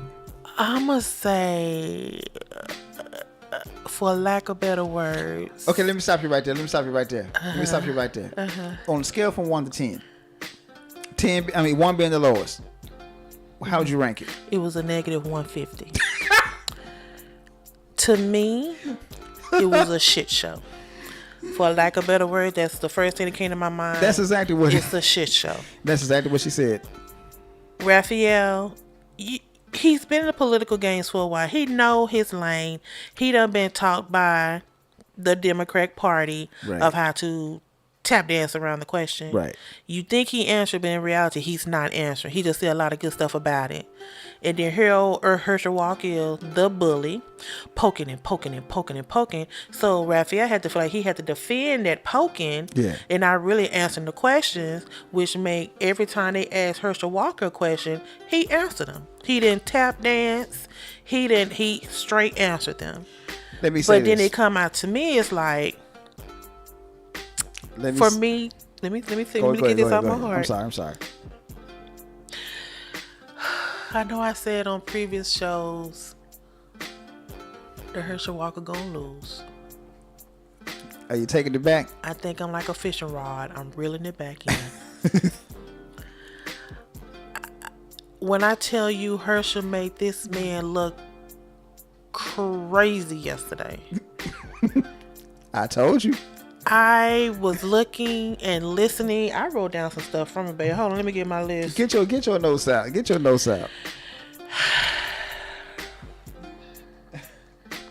First and foremost, when it first started, Herschel Walker gave honor to God. Okay. That's a plus in my book. Okay. He talked about his work ethic.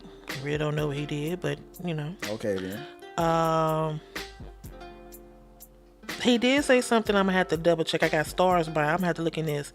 He said it's because the Democrats, they let men in women's sports. No, that's. I'm not sure what he meant by that. No, that's. Let me stop right there. Mm-hmm. Men playing women's sports wasn't started by the Democrats. That was started by the Alphabet Brigade by saying that these transgender men or transgender women or whatever you want to call them, men dressing up as women and competing in women's sports, which in my personal opinion is just not cool at all. No.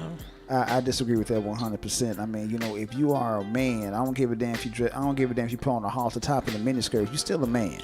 And see, that's my thing. That's one thing I don't agree with. That's not the Democrats' thing. Yeah, that's not them because it's like a lot of them lied. They didn't come and say, "Well, I'm transgender, but I still want to throw this ball," Yeah. Or I want to swim. I think one of them was a swimmer. One was a swimmer. One was a power lifter. Yeah, the power lifter. And one of them was a shot put thrower. Yeah, the little ball. I don't think they came and said, "Well, I want to participate on this side of the field." So I don't agree with that, what he said about that. So that's why I'm going to have to give him a notch on that one. But they both came to the podium, were at the podium, ready to represent Georgia in the Senate. No problem. The 3 topics they spoke on was the economy, threats to the democracy, and abortion. Right.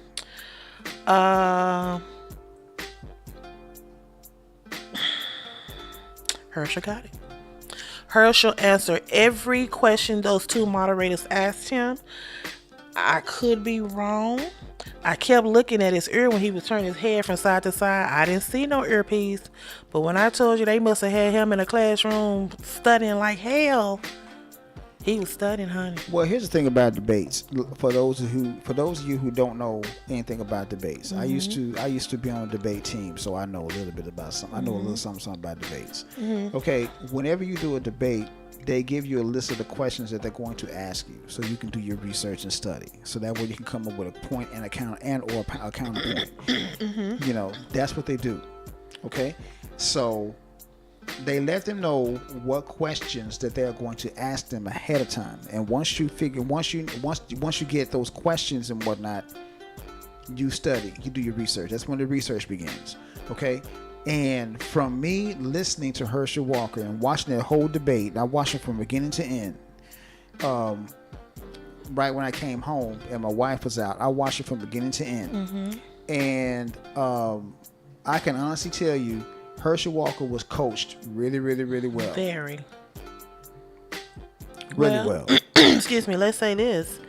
He reiterated more than one time that Donald Trump is his friend. Oh, yeah, no doubt about it. So now it makes me wonder, whoever coached Donald coached him. Coached Herschel. Probably so. I wouldn't doubt it, because like I said, he was, you could tell, because he still can't talk worth a damn.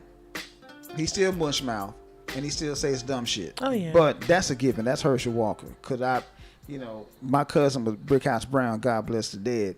He knew Herschel Walker. He hung out with Herschel Walker a few times when he was wrestling over there in Atlanta. So he knew Herschel Walker. This man bust out and said, y'all know I got a mental illness? Yeah, exactly. Y'all know I got a mental illness? Yeah. So that's why I'm going to support mental health. Exactly. I mean, my cousin Brickhouse Brown said flat out, Herschel been dumb a long time. Excuse me. Which, that's, I kind of figured that. But my whole point is this right here. How lame do you have to be to lose a Herschel Walker in a debate? That's why I kept saying. That's why, like, on previous podcasts, I kept saying, I know Senator Warnock, he gotta be just bewildered to think that he gonna lose to Herschel Walker. Well, after this debate, he kind of brought it on himself. I agree. You should have just stayed or stick to the issues. Don't let Herschel pretty much took him off his game. I agree. And he was poking, and he kept felt like he had to defend himself. He should have did just the same way that Trump was trying to do Biden. He kept poking at Biden. He kept poking at Hillary. Yeah. But Biden didn't fall for it. Hillary did. I think that's one of the reasons why she lost. And plus, a lot of people didn't like her no way. Right. But Biden didn't let him. He said some stuff, but he didn't keep retorting back to him like Warnock was with Herschel. Right. But one thing they both said that I have a problem with too, this is the second thing. One of the moderators asked him about raising the minimum wage. It's $7.25. It's been there for 2009. We are in 2022. But they both said no. So I don't understand why they're saying no to that. But you kept reiterating that people need to have good work ethic and be rewarded with a livable wage. Right. Do you really think $7.25 is a livable wage when $7.20 can barely buy you eggs and bread now? Because you're not getting no milk. $7. Usually we get milk, eggs, and bread. $7.25. You're going to get two of those. I mean, $7.25 is not a livable wage. Not at all. It really isn't. Not at all. That's what I'm saying. I don't understand that. I have always been an opponent of an increased minimum wage. Mm-hmm. At least $12 an hour minimum. Yeah. I mean, that sounds pretty fair. Wouldn't you say so? Oh, yeah. I mean, so that way, if it goes up to like $10, $12 an hour, people can actually live. Mm-hmm. I mean, because let's just be honest, everybody don't want to go to college. Oh, yeah. You know what I mean? I mean, they just barely got out of high school, most people. It's still some people who went to college that don't even make $10, $11 an hour. That's kind of what, I was getting at that. Yeah. I was getting at that. So you got people out here that are pretty much unskilled labor. Mm-hmm. And you got people out here that do have college degrees, like you said, that's making less than $10, $12 an hour. Mm-hmm. Oh, yeah. But they doing what they have to do to support their families. So raising minimum wage will help that out a great deal. Wouldn't you agree? Definitely. And it's another thing they mentioned, like my girl Stacey, shout out Stacey Abrams, she said some crazy stuff, but I still have a love affair for her. They both kind of said the same thing. Well, Warnock said he agreed with Stacey about increasing officers' pay. Nah. Oh, Herschel said, oh, no. They don't need that. So that was crazy. And then also Herschel was talking about Biden is going to get us sent to war with Putin because he's not a good leader. Well, the thing about that is this right here. I think that Biden should just stay out of that. That's just my personal opinion. Oh, yeah. He should stay out of that. That has nothing to do with the United States of America. Oh, yeah. Nothing whatsoever. I mean, granted, the Ukraine ain't even one of our allies. Come to think of it, they're not even in none of that. So, but I do agree. Like I said, I'm reeling back my thoughts about Herschel, because like I said, that's to me, I think he had to be coached, because 2 or 3 months ago, this man wasn't talking like this. That's why I say it was coached. This man talking about, well, we had good air, and then our good air went to China, and then China got bad air. I was like, what? But then last night in that debate, this man seemed like he'd been in the political game for many, many years. Like I say, he's been coached very well. Yeah. So shout out to his team and whoever that did that, because I'm gonna chew my words back like Miss Pac-Man. He took that. I agree. He took that. Now debate. you see why I said he won the debate. Oh yeah. So yeah. Oh yeah. And it used to bother him, like, why is Warnock so low in the poll? Why is Herschel has such a big advantage of him? There was a. I can tell you why. I can tell you exactly why. And we talked about this earlier. Black people are sick and tired of the Democrats promising them the world, and then when it's time to pay the check, they walk out the restaurant. Shout out to Kamala Harris. So I had my little Chuck Taylors on in my purse. She did, y'all. I had my purse. This lady, now she don't even identify as black at all. She did. I ain't never seen her in a black suit lately. Have you? Like, shit. Wearing her Timberlands while she's trotting down the stairs. It on the didn't plane. match nothing she had on. But Wow. anyway. Now, that was a big letdown. I'm not gonna lie. That just. My whole point is this. My whole point is this right here. The reason why, and Warnock is a Democrat. The reason why black people are sick of the benign neglect that the Democrats have been putting on us for the longest. That's the problem. Okay? I'm not a Democrat or Republican. I'm neither one, because I think both parties are full of shit. But that's just my personal opinion. But that's the reason why Warnock is so far behind, because black people aren't coming out to support him anymore. Cause we done been bamboozled for 2 elections now. Longer than that, to be honest with you. I mean, so, we thinking we keep having these Captain Saberhoes Yeah. with this saving grace, and they come to our churches, come to our schools. And that's the only time you see him. Promising us the world. And the only time you see him is during election time. That's the only time you see him. Well, I must admit, the only thing that Biden has done, he did talk about student loans, and he has taken care of that. Shout out to those who have student loans. Get your $20K, pay them loans.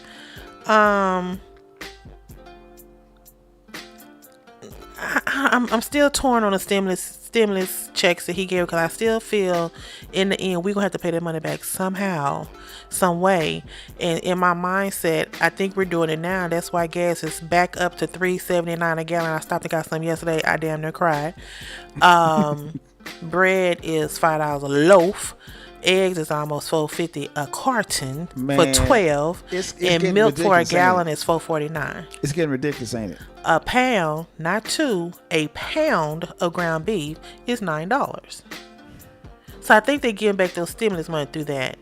And now on the news this morning, if y'all know I'm a big news nerd, She is. we're in the middle of an inflation. A recession, you mean? I'm sorry, yeah, if it's recession. I agree. So how is $7.25 supposed to help somebody in this economical time that we're in? Well, I'm not gonna put our business out there, but between the two of us, we make decent. We have a decent income. Yeah. Between the two of us. Yeah. We're struggling. Exactly. So I was like, I ain't hopping no planes to Miami when I want to. Exactly. That's my whole point. That's what I'm getting praying that love you hold on for a couple more years. I ain't in a rush. Only thing I'm in a rush to get right now is a home. That's it. But I'm not really in a rush anymore, because like I was telling you and I was telling my sister, I got a little despondent, because they said if we were looking at some of the houses that we're looking at now, that was like $450, $475, even $300 some thousand, we'll be paying $1,600 to $1,700 a month. In this economical time, by them keep increasing the rate, we're gonna be paying 26, 27, 28 a month. 2,700, between 2,600 to 2,900 a month In house in payments. mortgage. In house payments. In mortgage for the same type of house that was out there 2 to 3 years ago. I agree. So that means we're gonna be paying over $1,000 extra. I can't. Right. Lord knows I want a house, but I must admit, I look at houses every day. She does. Those prices are falling.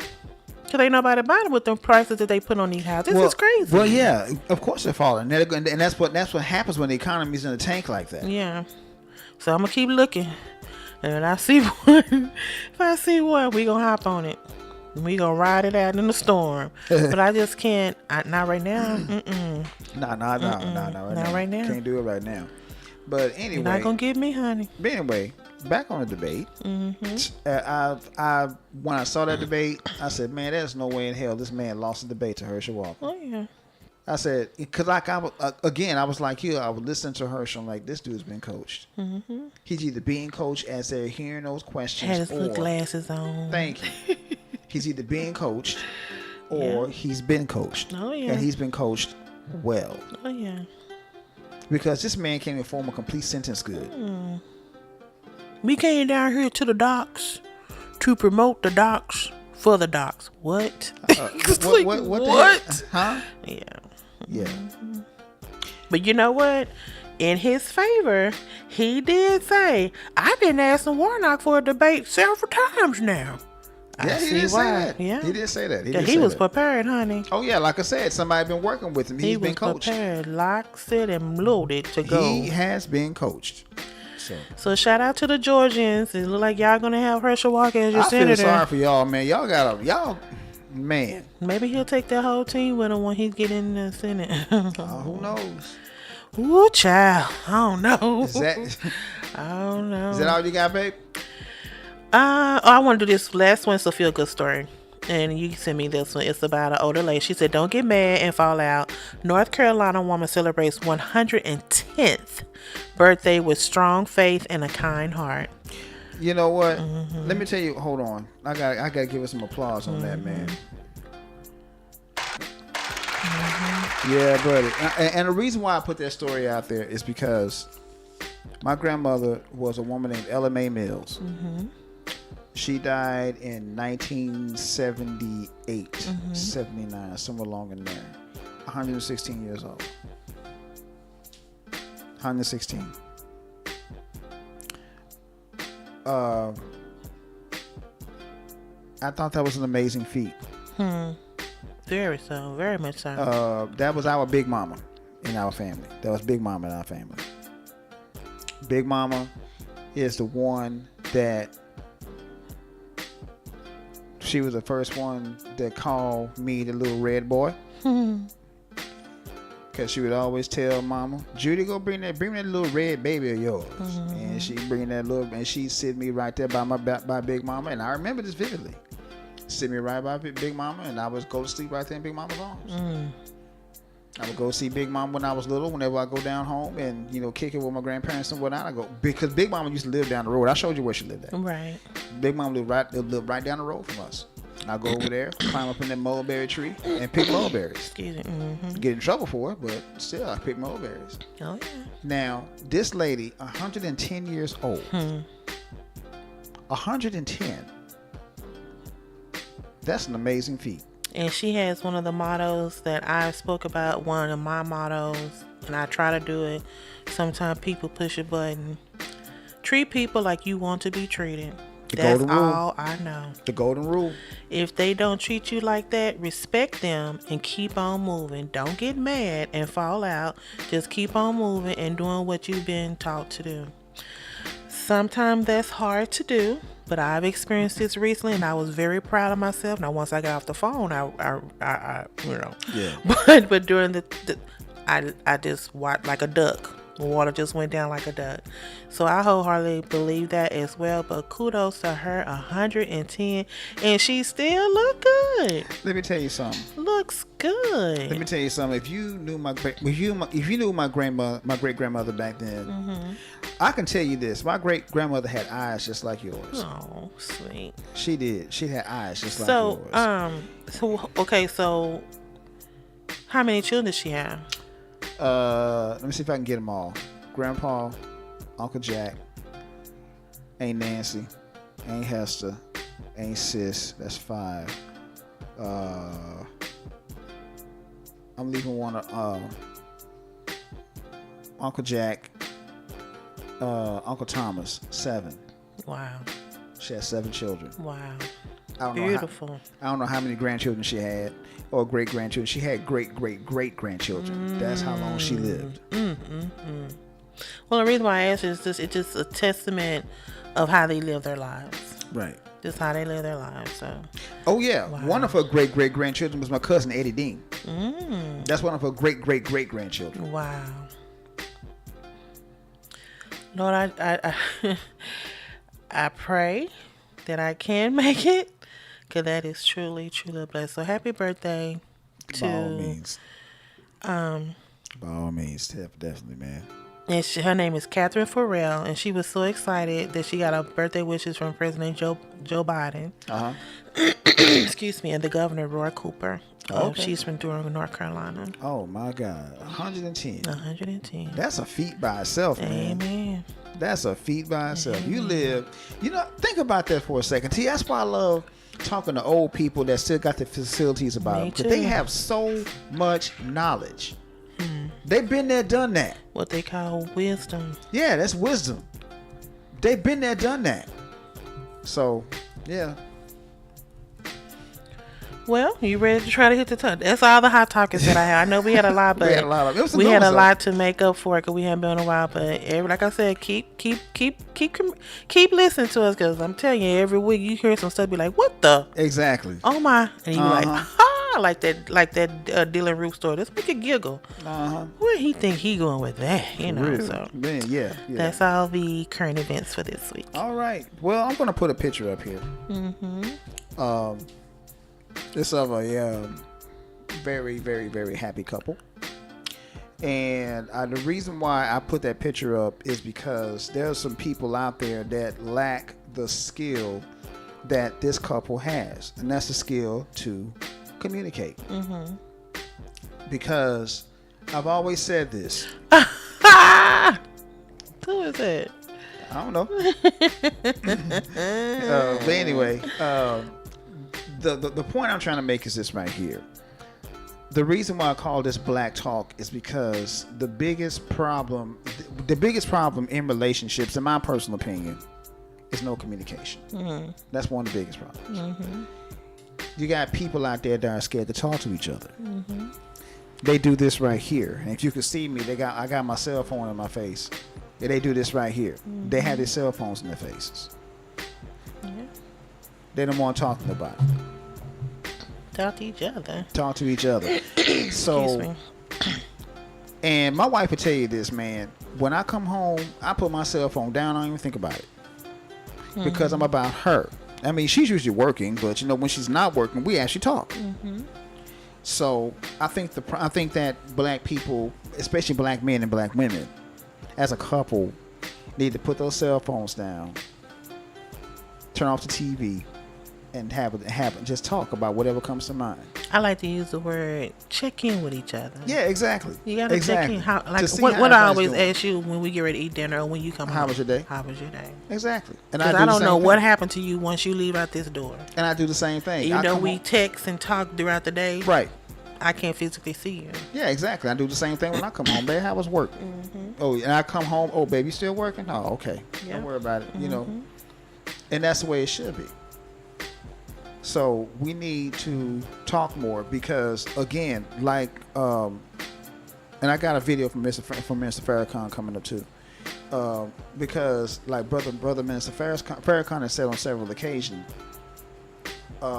black men need a woman and the black woman need a man. Plain and simple. Can you do it by yourself? Yes, you can. Not saying she can't, but you shouldn't have to.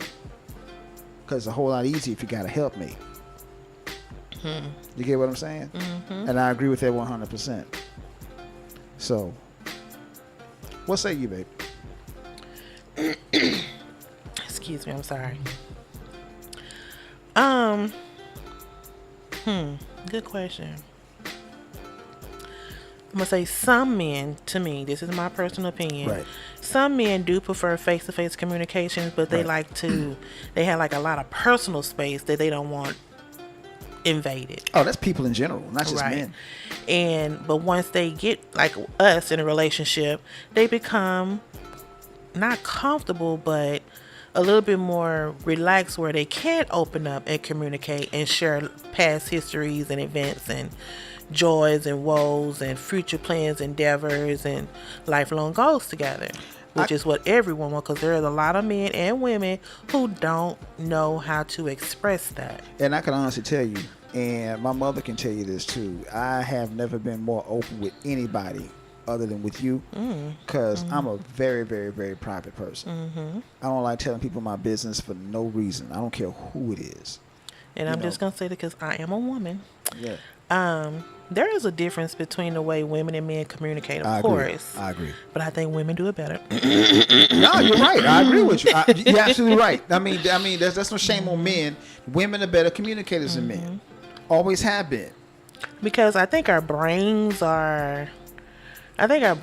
just work differently, which is given. That's how they make that book, Men Are for Venus, Women Are for Mars, however that book go. Yeah. But like I said, to me, communication in any relationship, friendship, love relationship, mother-daughter relationship, sister-brother relationship is key. I know everybody is big on texting now. Yeah. Or messaging each other on these platforms. Right. That can be misconstrued. Oh, yeah, no doubt. But if you come to me face to face, or even on a conversation on the phone, I can still hear it in your voice. Yeah.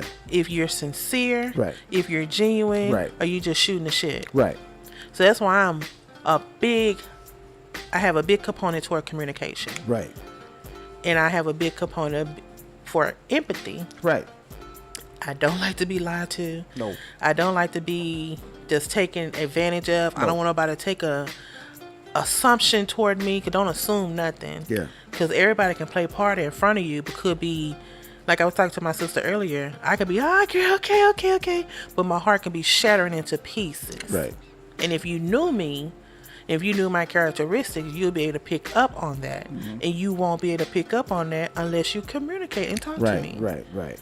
But as far as relationships, yeah, I used to be really shy. I know it's hard to believe. I used to be really shy. And I just took it upon myself that I wasn't going to let anyone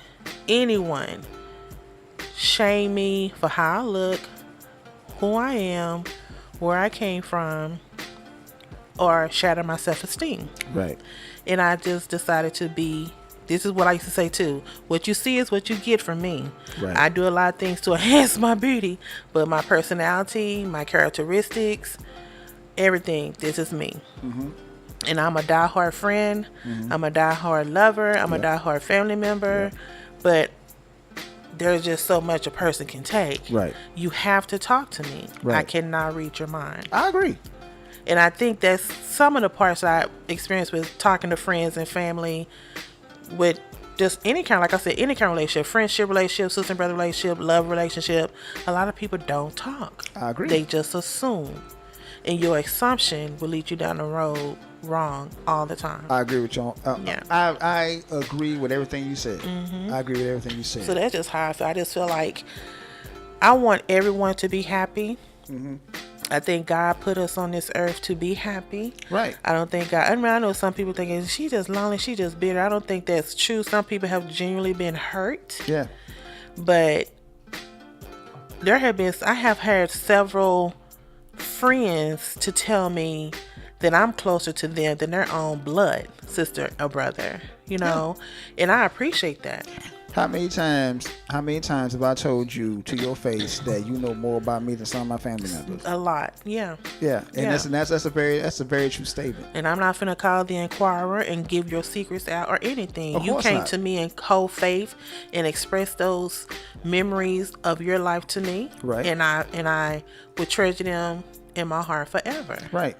Because that's not my story to tell, that's your story to tell. Exactly. I mean, again, like I said, that's what I'm talking about right there. I've been more open with you than I ever have been with anybody else I've ever been with.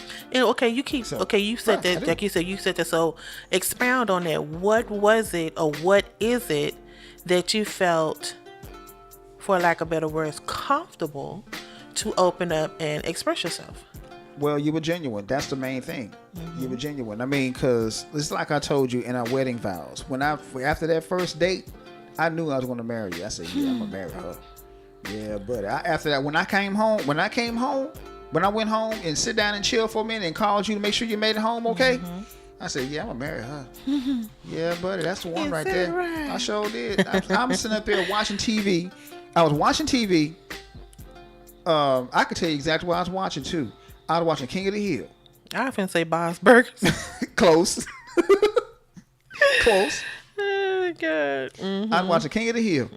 And I was just sitting up here thinking about the date that we had. Shell Shack. But anyway. Right. Shout out. That's the joint right there. We need to go back. But anyway, I got home and said, man, yeah. She's the one. I'm gonna marry her because she's real. You know, she's a little quirky, but that's okay. I like that. I love my cricket. Like I Exactly. said, I'm not your average. I'm not your average BBW, baby. She sure ain't.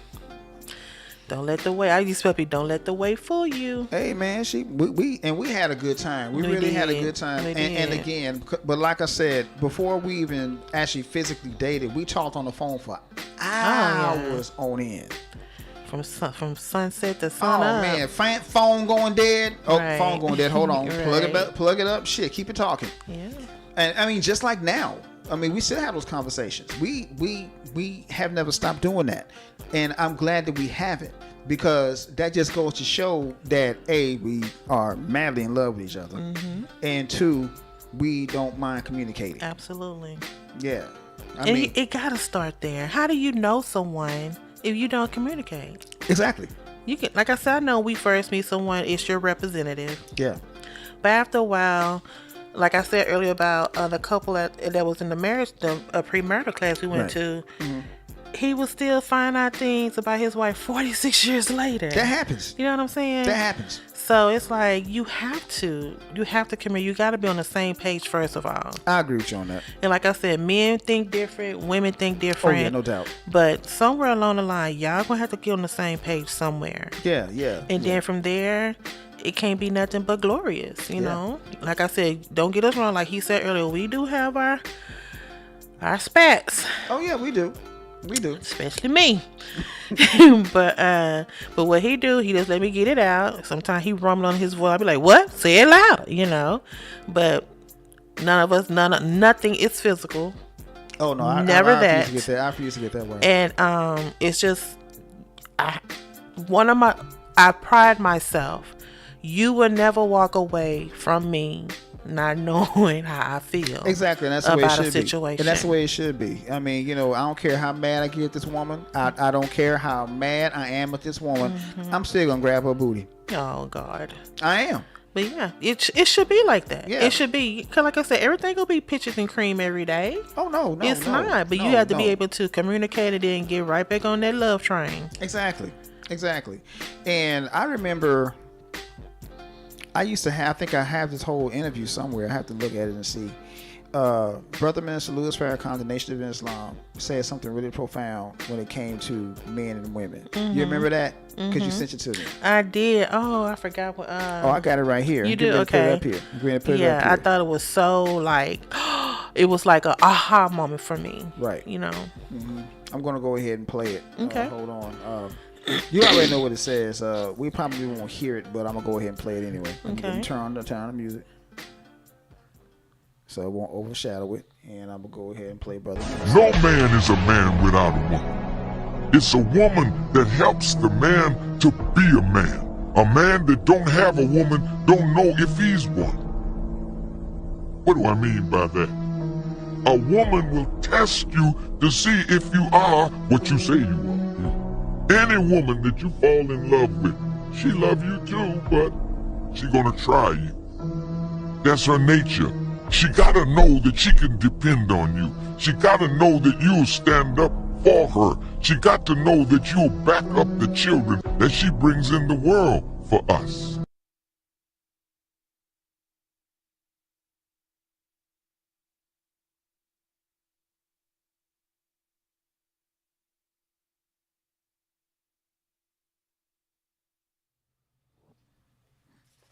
All right. That was a minister. I think he was on a Breakfast Club. Yeah, it was a Breakfast Club interview. Yeah. When I saw the interview, I had seen the whole interview in its entirety, and I love, and you know, I'm a big follower of Louis Farrakhan. I love Minister Louis Farrakhan. I mean, that brother, he has done, you know, just because it's not all over the news, he's done quite a bit for black people, and he does it without even a thank you. Fanfare. He does it because he loves black people. And basically, to unpack what he was saying that a woman will test that man to see if he really is a man. Now, I can honestly tell you, I love this woman to death that's sitting across me, but she does test me on a daily basis.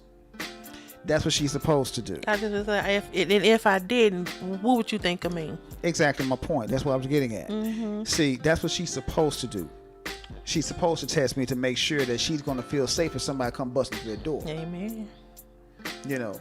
He still come in and leave the door unlocked though, you know. But he getting better. Yeah, I did that every so often. Like, you know how this world we live in, you keep walking here. As soon as you walk in, click, click, click, turn the alarm. But I'm like, but that's just me and my scariness. But he's a protector. But exactly, and I'm very protective of this woman. I'll be the first to tell anybody that I will literally take a bullet for her. I'm not just saying that either. I would take a bullet for her. But anyway, Brother Minister was saying that woman who is going to be your helpmate, but she's going to make sure that you're on the up and up as well. You know, I mean, that's just the way it is, and that's the way it should be. That woman's going to test you. If your woman ain't testing you, then something, you need to put her back. I mean, you know, so a woman has to challenge you in some form or fashion, either intellectually or physically. Well, not physically. I'm going to take that back. A woman should never test a man physically, because that's something. You're right. I don't agree with that. Emotionally rationally. Yes, I agree with you on that.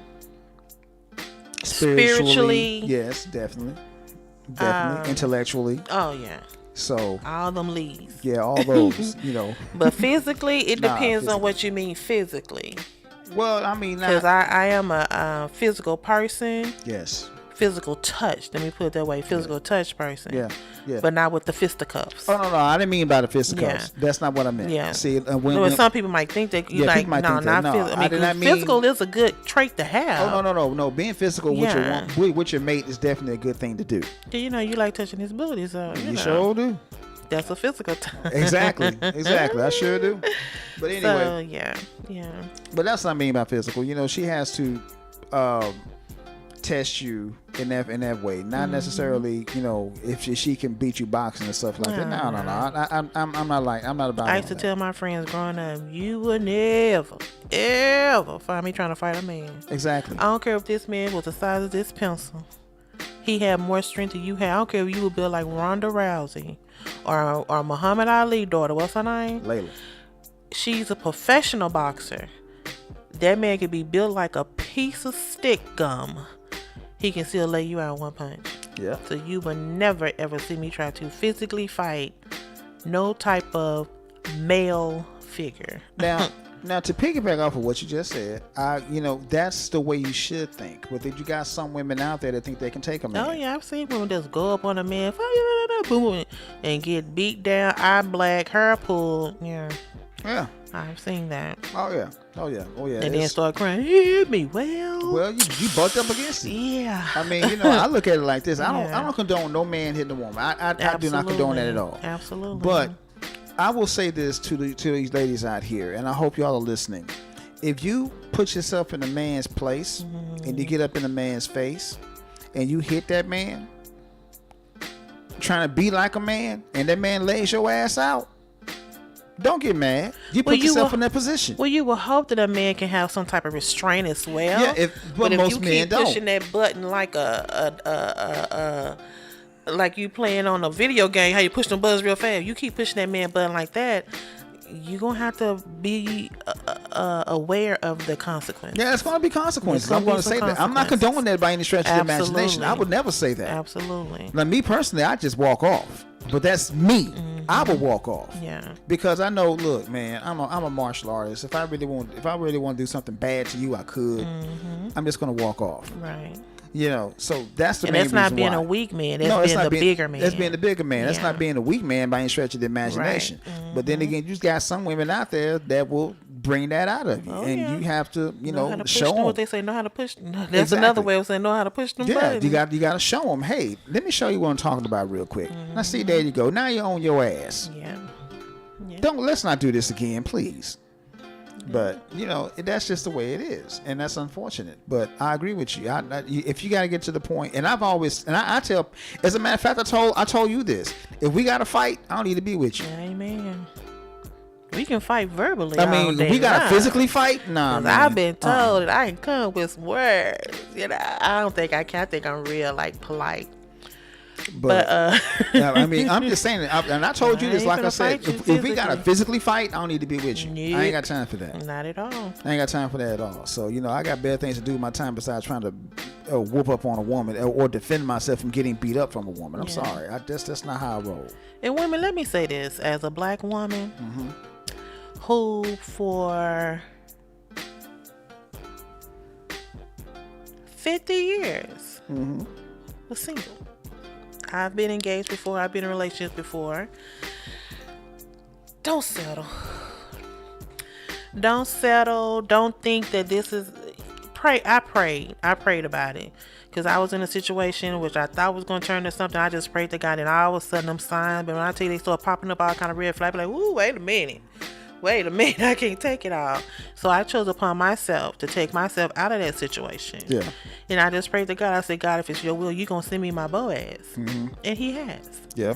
I won't question. Like I think I've said on this show before, you are totally different from what I used to date. But I won't question why God sent you to me either. All I say is thank you, Lord, every day. Yeah. And I pray for our marriage every day. I do too. But really women, we're going to have to, for lack of better words, we're going to have to start investing in our black men. Yeah. Period. Point blank, period. Yeah. Nah, if he trying to lead you under the bridge, I wouldn't say that. Or if he trying to say, come on, baby, take a quick hit of this crack pipe, I won't say that. Right. But as far as if he has some dreams, start out slow. Don't go full throttle into it. But if he has some dreams that he would like to fulfill, be his number one cheerleader. That's why it makes me feel so good when you say, I'm your number one cheerleader. Even though you was doing shirts before you met me, right. I guess a couple of my ideas inspired you to keep going. Oh, yeah. I love that. Right. And I love that we formed a company together. We got to get that off the ground and up and running. But I can see big things down the line for both of us. No doubt. And so I feel like if I want to do anything, you always encourage me, I'm sure you're going to be my number one cheerleader. No doubt about it. And like I was telling my cousin not too long ago, I will never be behind you. I'll always be beside you. Right there by my side. Right. That's where I want you. By your side. And that's where I want you. And so it's just sometimes, like, I think you've mentioned on the show before too, like I make a little bit more money than you do. Yeah. What am I supposed to emasculate you because of that? I run it. I will never do that. Exactly. Ever. You'd be surprised. Ever. And to just to piggyback off what you just said, there are a lot of women out there that would say, "Shit, what the hell I need you for? I make all the money." No. It's a lot of women out there that would do that. But what I act like? Don't I act like I'm just like this? Whoa, it's me person. No and doubt about it. I need you to come here and help me. Mm-hmm. I just know. Cause like I said, God made you the stronger sex. For a reason. Did it for a reason. And I'm gonna let you be that stronger sex. And she does. She does, y'all. That's the main reason why I love this woman so much. But like anyway, we was on the phone with that new realtor. Like I told her, I probably could do this by myself. You probably could. I know I could do this by myself. You could, no doubt. But when I go to my husband and he suggests that we do something or wait on something, I'm not gonna go beyond him, step around him, or overstep my bounds with him. I'm a pray like we've been praying about it, yes. and we're gonna let God gonna lead us together. Right. You know, so I'm not gonna sometimes I do get frustrated 'cause I'm ready to take that plunge, but I don't want to take that plunge and regret it. Well, it's like I said, I'll go ahead and put this out there. You know, people don't know all our business, but, you know, I'll go ahead and put this out there. We're going to really start talking to a realtor in December, and we're going to get that crack-a-lacking. And we've been talking to a realtor, but like get the ball rolling. Yeah. You know, definitely in December. Yeah. Because every time we find something, either we get bought out or sold out, or it's always something happening. They move quicker, but we're going to get that taken care of, y'all. Hopefully, we'll have our house, and we'll be able to invite some people over so we can have a little housewarming party and all that good stuff. And you should never like. I will never emasculate you. You should never look down on me like I'm less than, ever that. Or like I'm not up to your level. Ever that. Or even if I didn't work, or even if I didn't go to school, or even if I was raised a type of way, you still got to realize I'm carrying your last name. Yep. So the way you treat me, talk to me, is a result of you as well. Let me give some women some advice real quick. Some really good advice. And this is some advice that most older women give younger women. Look at the way that man treats his mother. If he treats his mother really, really well and loves his mother, that's how he's going to treat you. Because people have to understand, I've said this on this show on several occasions, a boy's first love is usually who? Amen. Just like a mother, and just like for me, it was my father. Yeah, and it's the same thing with women. A girl's first love, if he's around, is who? Her father. So that boy's going to treat his mom like she's the queen of the world if he loves his mother. Yep. Now, if he has resentment against his mother, then guess what? He's going to have resentment against you because you're a female. Right. And let me just say this real quick. Another thing, ladies, a little bit of advice from a man. When a man is choosing a mate, his standard is his mama. Oh, yeah. If you don't live up to that damn standard, guess what? Oh, yeah. One or two things are going to happen. He's either going to leave your ass alone, or he's going to go cheat on you with somebody that's closer to what he's looking for. One of the two. That's why I don't understand people. We see people be like, why he with her? Exactly. Think about it. Exactly. He ain't crazy. Exactly. There's always a reason why. There's always a reason why. Because that's what men look for in a woman. It's not about the titties and the ass and all this stuff. It's they'll be with the titties and the ass. Now, they'll be with the titties and the ass because men are visual creatures. But eventually, you know, it's going to be, you know what, she ain't nothing like my mama. I'm going away. You know, she don't cook like my mama. She don't act like my mama. She don't make the bed like my mama. She don't do nothing like my mother. You know, because they have to understand something. That man is looking for a woman that's like his mom. He's not looking for a mother. Don't get me wrong. Right. He's looking for a woman like his mother. Characteristics of his mother. Yeah, that mother characteristics. And I can tell you right now, this one right here got a shitload of my mom's characteristics. What? She does. Yes. But anyway. But at any rate, that's one of the things that men are looking for, ladies. In case you are wondering, that's what men are looking for. I keep on hearing women say stuff like, "What a man looking for?" Well, that's what he's looking for. He's looking for a woman like his mother, not a woman that is his mother. No, he don't want that.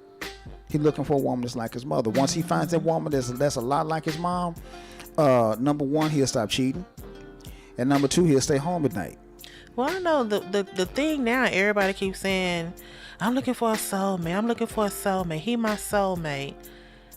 This goes back to community. How you going to know if he's your soulmate if you don't communicate? If you don't talk to him, yeah. If the only thing you're doing is going to the bedroom, that's not your soulmate. That's why I just been saying, if y'all just hooking up and this friends with benefits, and I mean, I guess that's what people. I'm not gonna knock whatever you do. That's what you do. That's your if y'all business. I have ain't got no understanding, problem y'all with have that. understanding. Right. But I don't think that's how you're gonna find a soulmate. That's not. And let me say this. Let me get off my soapbox for just a minute and say this. Yeah, I took a deep breath through my nose. Yes. Kanye, leave Lizzo alone. Oh my God. Baby, it's some beautiful BBW. Look at that picture on that camera. Come on now. And Lizzo is one. She's a little quirky, you know. She done some things that's questionable, you know, sitting at the lake and see with her ass out, you know, stuff like that. Let me say this. Wait a minute, let me say this. But he talking about this woman is not healthy. She's gonna get, and it's another fitness lady who said this too, Jillian something. She said that she's not healthy. She's promoting diabetes, and she'll never get married. Kanye, suck a dick and get some help. Thank you. Y'all have a good night. Well, I guess that's that. But anyway, let me just say it's Such about a jerk. Let me say it's about Lizzo. Now, Lizzo, hella talented. You know, I'm not really too much of a fan of her music, but she's definitely. I give credit where credit's due. I respect her talent. The only thing I don't like about Lizzo is that every time you turn around, she's showing her ass. Right. For a while, I had a problem with her. Took it 1 minute. I am woman. Hear me roar. Yes, I am a plus size woman. Right. Hear me roar. And then you sit down crying. Talking about don't nobody love me. I feel like just leaving this earth. You know, it's like choose a side, sweetie. I love you to death, but choose a side. But then again, it's like I said. That's what kind of, I don't know if that's what, like also Aries Spears. Aries Spears said something about her. I heard about that. And I can kind of relate to what they're saying, but then you keep saying she's promoting diabetes, she will never fall in love. Don't say that. You don't know that. Let me tell you something. And I've always said this. I used to get made fun of because I have a thing for the larger ladies. I mean, you was raised right. You were raised right. My mom was a large lady. My aunts were large ladies. So that's all I've been around. So that's what I like. You know, that's all there is to it. But as far as men as far as these guys talking shit about Lizzo because of her size, I can pretty much guarantee you that if there was a big girl that was trying to holler at them, they would not pass it up. I promise you they won't. You know, most people say he'll probably sleep with her, but he won't be with her. Well, whatever. It don't matter. You know, if you are that adamant about big women, you ain't gonna sleep with them either. That's all I got to say about that. Absolutely. Say it again. I'll say it again for the people in the cheap seats. If you are that adamant against big women, then you ain't gonna sleep with them either. Plain and simple. Right. But they know what it is. But again, like I said, man, I don't have anything against Lizzo. Lizzo is beautiful. She's very, very pretty. She's very pretty. She's just quirky. I mean, she's quirky in her own little way, but you know, again, she's hella talented. Hella talented, exactly. She's hella talented. Now, like I said, the only thing I don't like about her is that she's always showing her ass. I don't like that. I mean, you know, come on, Lizzo. You have talent. You don't have to show your ass. You know, I mean, is she promoting body consciousness? She's promoting body consciousness, and that's another thing I like about her. You know, because a lot of women out there, even though they're big, they're healthy. But it's like I said too, and me and my sister had this conversation all the time. Even if I was smaller, I don't think I dress like some of these small chicks. Of course not. Because I want to leave something to your imagination. Exactly. And so, I mean, if you feel comfortable walking around like that at home, I know I do. That's your business. That's me. But in the streets, if you find me walk like that in the streets, something that came and took over my brain. I agree. And I'm not who I say I am. Because I can't. I don't even see how they feel comfortable in it, but hey, to each his own. Hey, I agree with you on that one. I mean, because like I said, you know, I'm more attracted to a woman that leaves something to the imagination. Because if you show your ass, and guess what? I'm automatically think one thing and one thing only. Right. That's just any man. What are you gonna think? Easy. You can sleep with her easily. Exactly. And see, she could be a hard worker, go getter. You never know. Probably never been with a man. You know, just different stuff. But the way you dress, because they said when you first meet somebody, what do? You see them. Yeah. That's your first impression. impression. Never heard a word out of her mouth. First impressions. You see her. Like I said, men are visual. Men, And like I said, if you want the big booty and the big tatas, go right ahead. hey, knock yourself out, bro. There's plenty of women out there. But there like are that. some beautiful women with that take that homage too. Yeah. That has that. Some of them give it God given, and some of them went to Mexico and got it. Yeah, exactly. But if that's what you're attracted to, that's what you're attracted to. And I ain't mad at but that. don't talk about big women like we just like less than or beneath, because we're not. No, you're not. No, you're not. Big women are not beneath any woman, in my personal opinion. But There's that's a lot just of me. people who's trying to persuade that narrative that we are. Well, you're not. Or I'm that sorry. we're desperate, or that Nah, that's the one like thing. you're desperate, and that's using us and stuff like that. And that's another thing that I love about this woman right here, because she didn't tell me that directly, but I had this sense about her. She was not desperate. Just because she's alone doesn't mean she's lonely.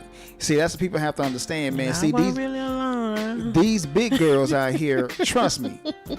Some of them got men just waiting to holler at them, just waiting. So don't get it confused, fellas. Trust me. Yeah. Don't get it confused. But, All right. but that was my choice.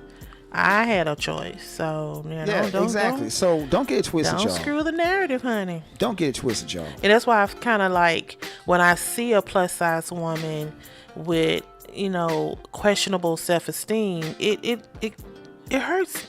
It hurts my feelings, because it's like, you don't have to be. You can, and then they try to compare themselves to Don't ever do that. other sizes, or Don't they try ever to do that. dress a certain way. No. You would never see me. No. I beat to my own drum. I've always had my own style. Until God take me off this earth, not too soon, Lord, please. I will continue to do that. I simply, not to toot my own horn, I simply had on a t-shirt dress today at church, but I put on some big bold jewelry and some heels today. First time wearing some heels in a while. And when I tell you I got so many comments, I felt like, well, do I really look that nice today? Yeah, you do. What did I look on the other days? I started questioning, but it just felt good. I'm like, wow, thank you. And I can tell So y'all- don't never And- lower your standards, or Let me tell you something. you ain't gotta be naked. Let me just say this real quick. Let me say this real quick. I can honestly say this. I've been with smaller women. I really have. I've been with small women. I've been with so-called curvy women. I've been with thick women. And I can honestly tell you, my wife gets more comments than any woman I've ever been with. I mean, because everybody is we can't go nowhere. You are so pretty, and they tell her that all the time. And she just says thank you and keeps it moving. So, And I think it's also, some people can pick up on your aura, yeah, that's exactly it. and your perspective, and it's also how you reply too. Yeah. I'm not gonna be like, thank you. I'll be like, thank you. I'm very humble. Right, and I'm as very you should humble. be, and as you should be. That's the way it should be. Exactly. That's the way it should be. But like when it comes to men too, don't be intimidated. Yeah, it's a I lot of agree. men that are intimidated by women, which I think is a big part of non-communication. There you go. That's because exactly you it. assuming, because what she have, what she drive, what she live, what she look like, that she this type of person. You don't know that. You do not know that. You got to get to know her. I mean, and I'll be the first to admit it. When me and you first met, I was kind of intimidated. I said, "Ooh, she's driving the BMW." Really? I was. Oh my God. I was. I mean, just me talking to you on the phone, I'm like, well, But when I first met you, I said, "Oh shit, she's driving the BMW. I ain't got." Oh, you heard that old country twang? You be like, this old hook. What you call this little hillbilly here? Nah, see, because like when you start talking to me the way we talked on the phone, that's when I said, "Oh man, I'm in there." So I kind of like set me at ease a little bit. So, oh, she cool, she all right. I said, don't judge a person by what they You have. should never judge anybody by what they have or what they're driving or whatever, because I've seen people drive some of the nicest cars and be complete assholes. Oh yeah. So. But intimidation is a big word I be hearing. Yeah, that's a exactly lot the of reason people why. say. That's exactly the reason why. I don't know. I used to pride myself. I forgot who I heard say this, but I always pride myself that I feel like I can hold a conversation with the president of the United States Or a or a bum on the There you street. go. Yeah. Yeah. I really do. And I think they'll walk away feeling inspired or maybe good about something I said, because like everybody said, I got a quirky personality. Yeah. And I think I'm a very excellent joke teller. Don't you say nothing. And so I might say something or buck my eyes or something and make feel good about yourself, because I want somebody, because you never know what that person is going through that day. Yeah, I agree with I that. probably been the first person they spoke to that day, I agree. and I just said something or did something that make them feel good about themselves. In actuality, I'm glad that I was able to do that. Right. So I feel like that's the same way it should be in relationships too. I'm not talking about just romantic relationships. I'm talking about relationships between men and women. And I know a big conversation too that a lot of people have problems with. Can men and women be friends? Yeah, I say that too. I agree. I think they can be, because I have female friends, man, that I've been friends with since grade school. Never once went there with them. But you'd be surprised how many men just feel, for lack of better words, intimidated, or feel like, nah, that's okay. You know, I don't know what that is that they feel that they don't want to still have. You could be friends for years before this woman found someone, and it's been understood between you two that y'all just friends. But then when she finds someone and trying to, cause like my sister always tell me too, every woman need a man in her life that she can go to and talk to and express her feelings and get quote unquote information or suggestions from when it comes to a male relationship, because I don't think like you. Right. I don't know how I feel to be a black man. I don't know what you go through. I can sympathize with you from other stories that I've heard, and some of the stories you probably have shared with me. But I don't know when you say something, I'll be like, what do you mean? What do you mean by that? Right. And I think every woman should have that man in their life. And some men can't handle it and just be friends. But I remember I had this one friend who told me all the time, he said, yeah, y'all might could be friends, but if you call him, he come to your house to fuck you. I was like, what? What He depends said, on the if he man. get that opportunity, he gonna come over. I'd be like, well, It depends on the man. Yeah. It depends on the man. Yeah. I mean, I'm not gonna say that every man would, but it depends on the man. But yes, to answer your question, that's a big resounding yes. Men and women can be friends. Because like I Yeah. said, I have friends that I've been with. I've been friends with for decades. Never once went there with them. Their husbands know about me. Their boyfriends know about me. I'm just a friend to them. That's all I am. Oh, that's just Reggie. He's a friend of mine from school. Blah blah blah blah. And I can honestly tell you this. I've had this happen to a couple of people. The second that whoever they're with gets intimidated by me, they drop them like a bad habit. Because Wow. they'll tell them flat out, look, that's Reggie. Reggie ain't never tried that with me. Hell, Reggie, knowing Reggie, he probably either got a wife or a girlfriend, one of the two.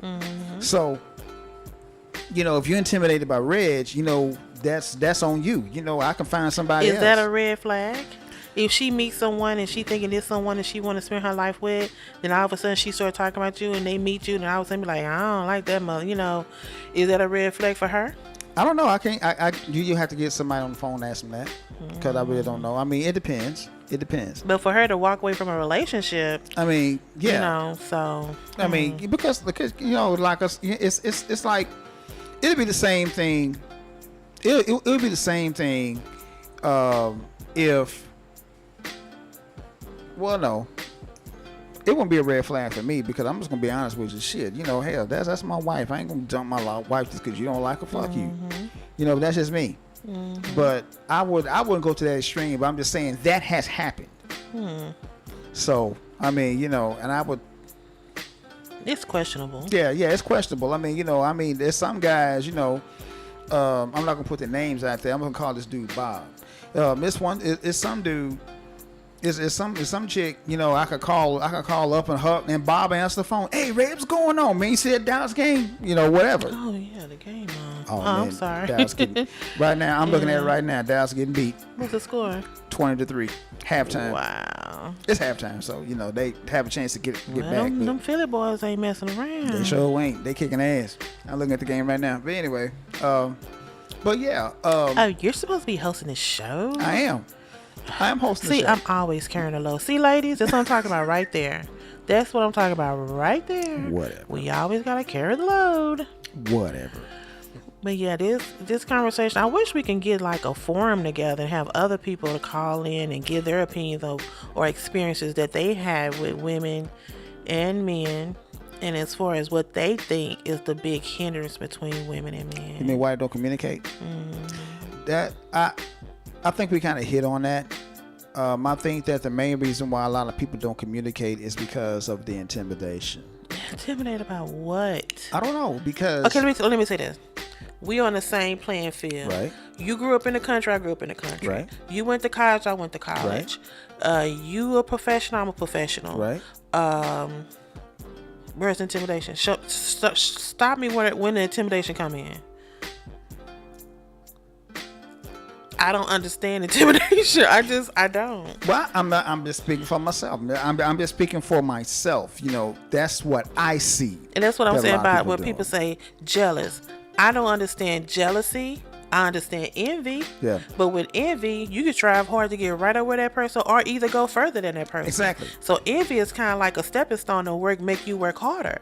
Right. Jealousy, you will never hear me say I'm jealous of anybody. Me either.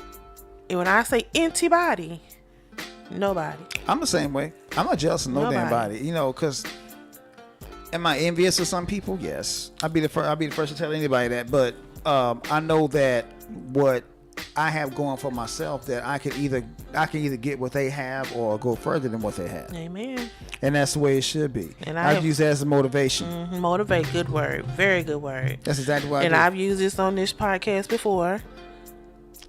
Meg Thee Stallion's body is off the chain.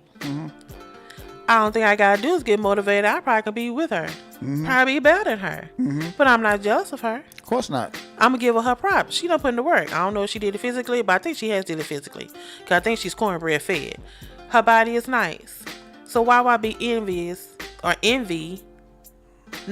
jealous of her body? Right. I envy. Kind of like, wow, she is putting in the work. She looks good. Right.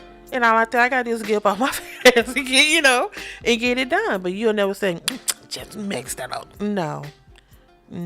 Well, see, a jealous person would be like, I bet her ass ain't even real. Exactly. You know, they start saying shit like that. Exactly. Case in point, during the Olympics, there was a gymnast. What's her sister's name?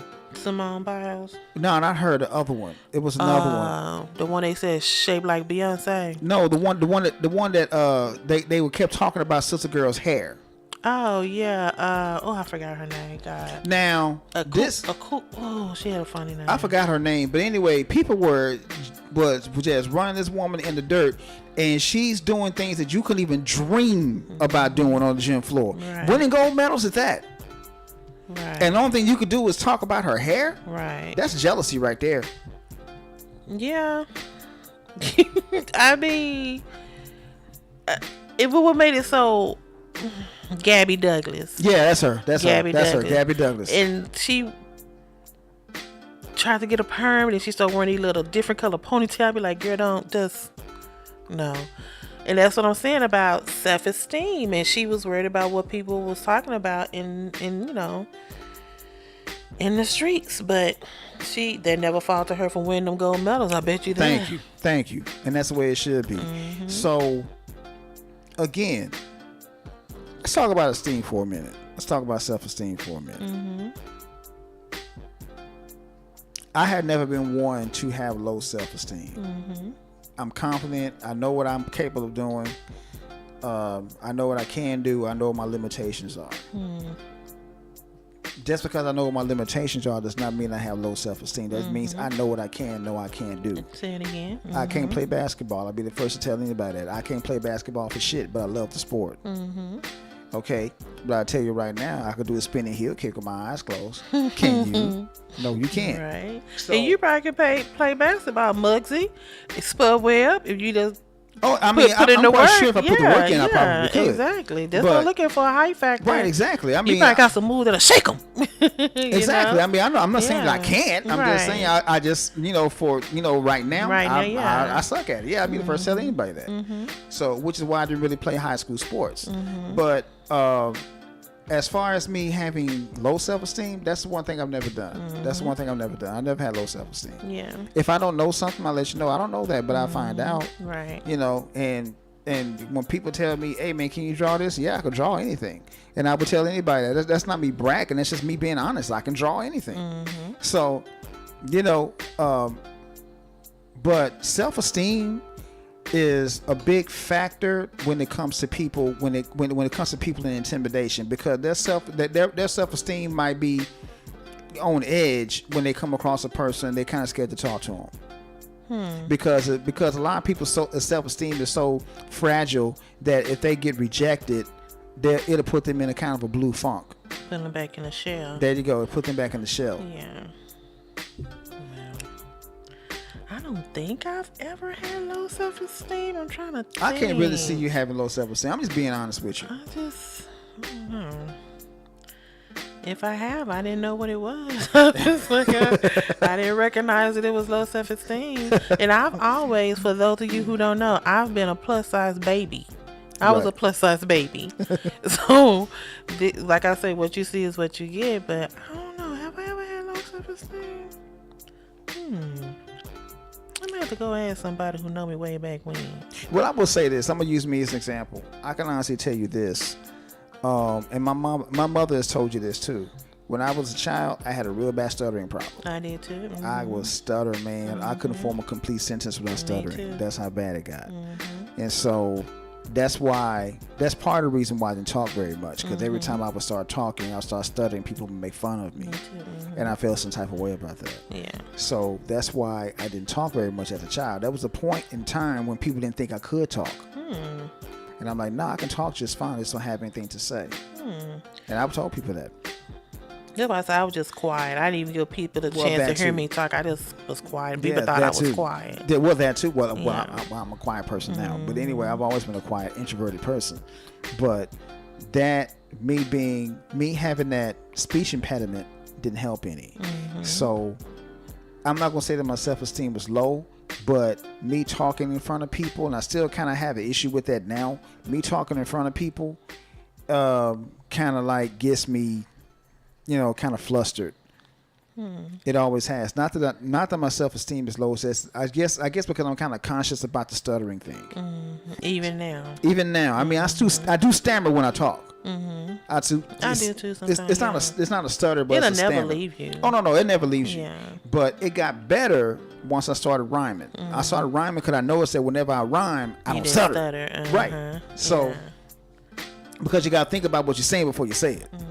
So, but anyway, that kind of made me feel some type of way, and so that was another reason why people think that, oh, he's intimidated by certain people because of the fact that he doesn't talk very much. No, I don't talk very much because I don't have anything to say. No, I don't think to me, I just think you're more of an observer. I am. I really am. I think you are a people. I'm a people watcher. What you always say, you listen to what people don't say versus what they say. Exactly. Yeah. Exactly. And you really can't do that if you got your mouth running. Exactly. Mimi. That's probably why you have a hard time reading people now.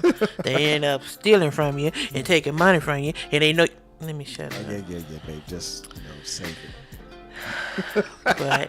Yeah, you sit back and you'll say hello. You're not like rude or nothing. Oh no, I'm not rude by any stretch you of the can imagination. speak a little bit more. I always tell you, can you speak?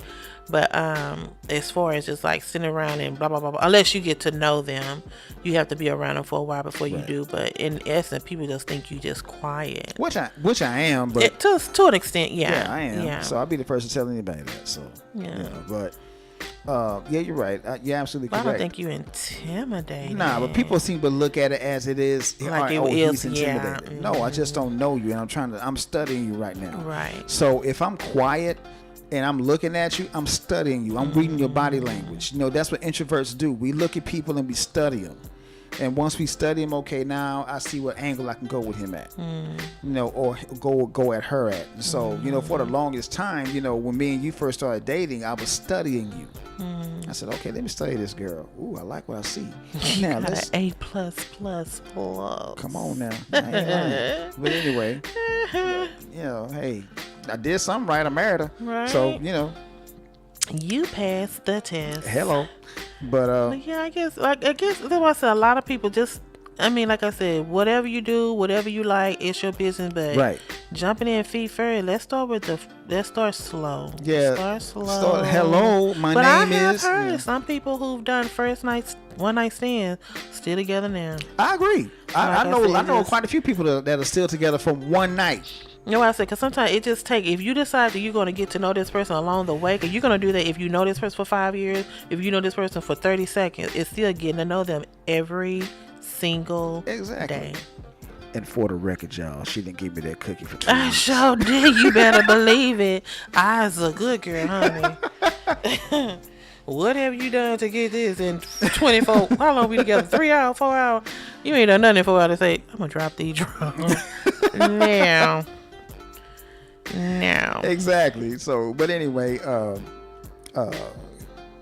you know, it's a good topic. Like I said, I wish we can open up the platform or maybe do this show again and probably have some people on that give their perspective. Like our perspectives is probably something totally different from somebody else, and they probably can say something. You'd be like, oh wow, okay, I didn't think about it like that. Exactly. But like I said, to me, men are more, they communicate, but I think women, we're better communicators. I agree with you on that. I've never thought that was wrong. That's not a wrong statement at all. Everything you said was 100% on point. Now, I have heard some men say some women are, she's hard to talk to, she's hard to get through, because some women from past experiences are guarded. Very guarded. Right. And some of them just can't have their heart tap dance on again. And I know there are that. some men the same I get way. that. Yeah, I get that. Yeah. I get that. I understand that 100%. But on the other side of that coin, at some point, you have to open up. Because my grandmother used to always tell me, a closed heart is a lonely heart. And I just would say, sometimes you gotta take that chance. Exactly. If you see something that you think that he's worth it, take that chance. Not too quick though. If you see something Feel in the him person, out. Feel him out. If you see something in the person that You like. take that plunge. It's not gonna hurt anything. You might find your soulmate. You never know. You never know. So that's all I got to say about that. Good show, darling. Always, man. We'll pick this up next week. So hopefully we'll get to have another time to do this, so we can get out here and get some people on the phone to get their opinions and stuff like that. But again, ladies and gentlemen, we're on Spreaker. I love Spreaker. So we'll see how this goes, and if it goes pretty good, then we'll go ahead and stay on that platform, because the reason why I told Spreaker is because this podcast right here, I think it's going to be on Spotify. So do they have a live chat? Yeah, we're on live now. Anybody made any? No, nobody's on there right now. Like We're going to wait just till audience build up. Yeah. But I hope it do grow, because I like I said, I love hearing different people's thoughts. Right. Because everybody don't think the same, man or woman. No, they don't. They sure don't. Yeah. But anyway, y'all hit the like button if you're on And Facebook. we're still on. We on Facebook or YouTube? We're on Okay. Facebook. I mean, YouTube. YouTube. Like I said, on YouTube. YouTube, I always hit the notification button, subscribe, notification. Do all that good stuff, man. Tell a friend. Hit us up on email. Subscribe. Hit us up on email, melanated@earthlink.net. Absolutely. That's about to go away, y'all. I'm telling you that right now. That email address is about to go away. Okay. Because, for those of you who don't know, I'm in the process of getting out of my apartment. So, that's going to go away, because I'm going to turn that the internet service off. So we're going to have to get another email address from someplace. But we'll keep everybody up to date on what's going on with that. But at any rate, again, sweet baby, that was a good show. It was always a good show, though. Oh yeah. You be wondering, how long we gonna talk about that? We ain't got that much talking about. But once you get into it, and then you start thinking about things, and especially what's going on in the world now, there's a lot to discuss. Oh yeah, there is a lot. There's a whole lot to discuss. There's always something to talk about different topics. So again, like he said, if you have any topics, let us know. Oh yeah, let us know, man. We'll. I mean, this one right here was technically a relationship show. Now, I'm starting to rescind that statement saying I don't do relationship shows. Really? So, Shut your mouth. But it's a good subject to talk about. So y'all. I reeled in from Herschel, so you reeling in about... I'm still not going to do celebrity gossip. I refuse. We touched on a little bit with Kanye, but I did with Kimberly, but that was different because that was different because he was talking about black folks. Yeah. So we had to get on him about that. Yeah. But anyway, y'all. And I do mean Kanye suck a dick. She means that. I don't like people who try to and talk about other people and you have issues. Come on now. That's a pot calling the kettle black. Have a seat, sir. Several. Have a seat all the way in the back. Oh, have several seats. That's just dumb. For lack of a better word, that's just dumb. I agree. But anyway, y'all, we're gonna get up out of here. Let's try to catch the rest of the game. So anyway, I'm Reggie, And I am Mimi the Lady Parker. and we out. Bye.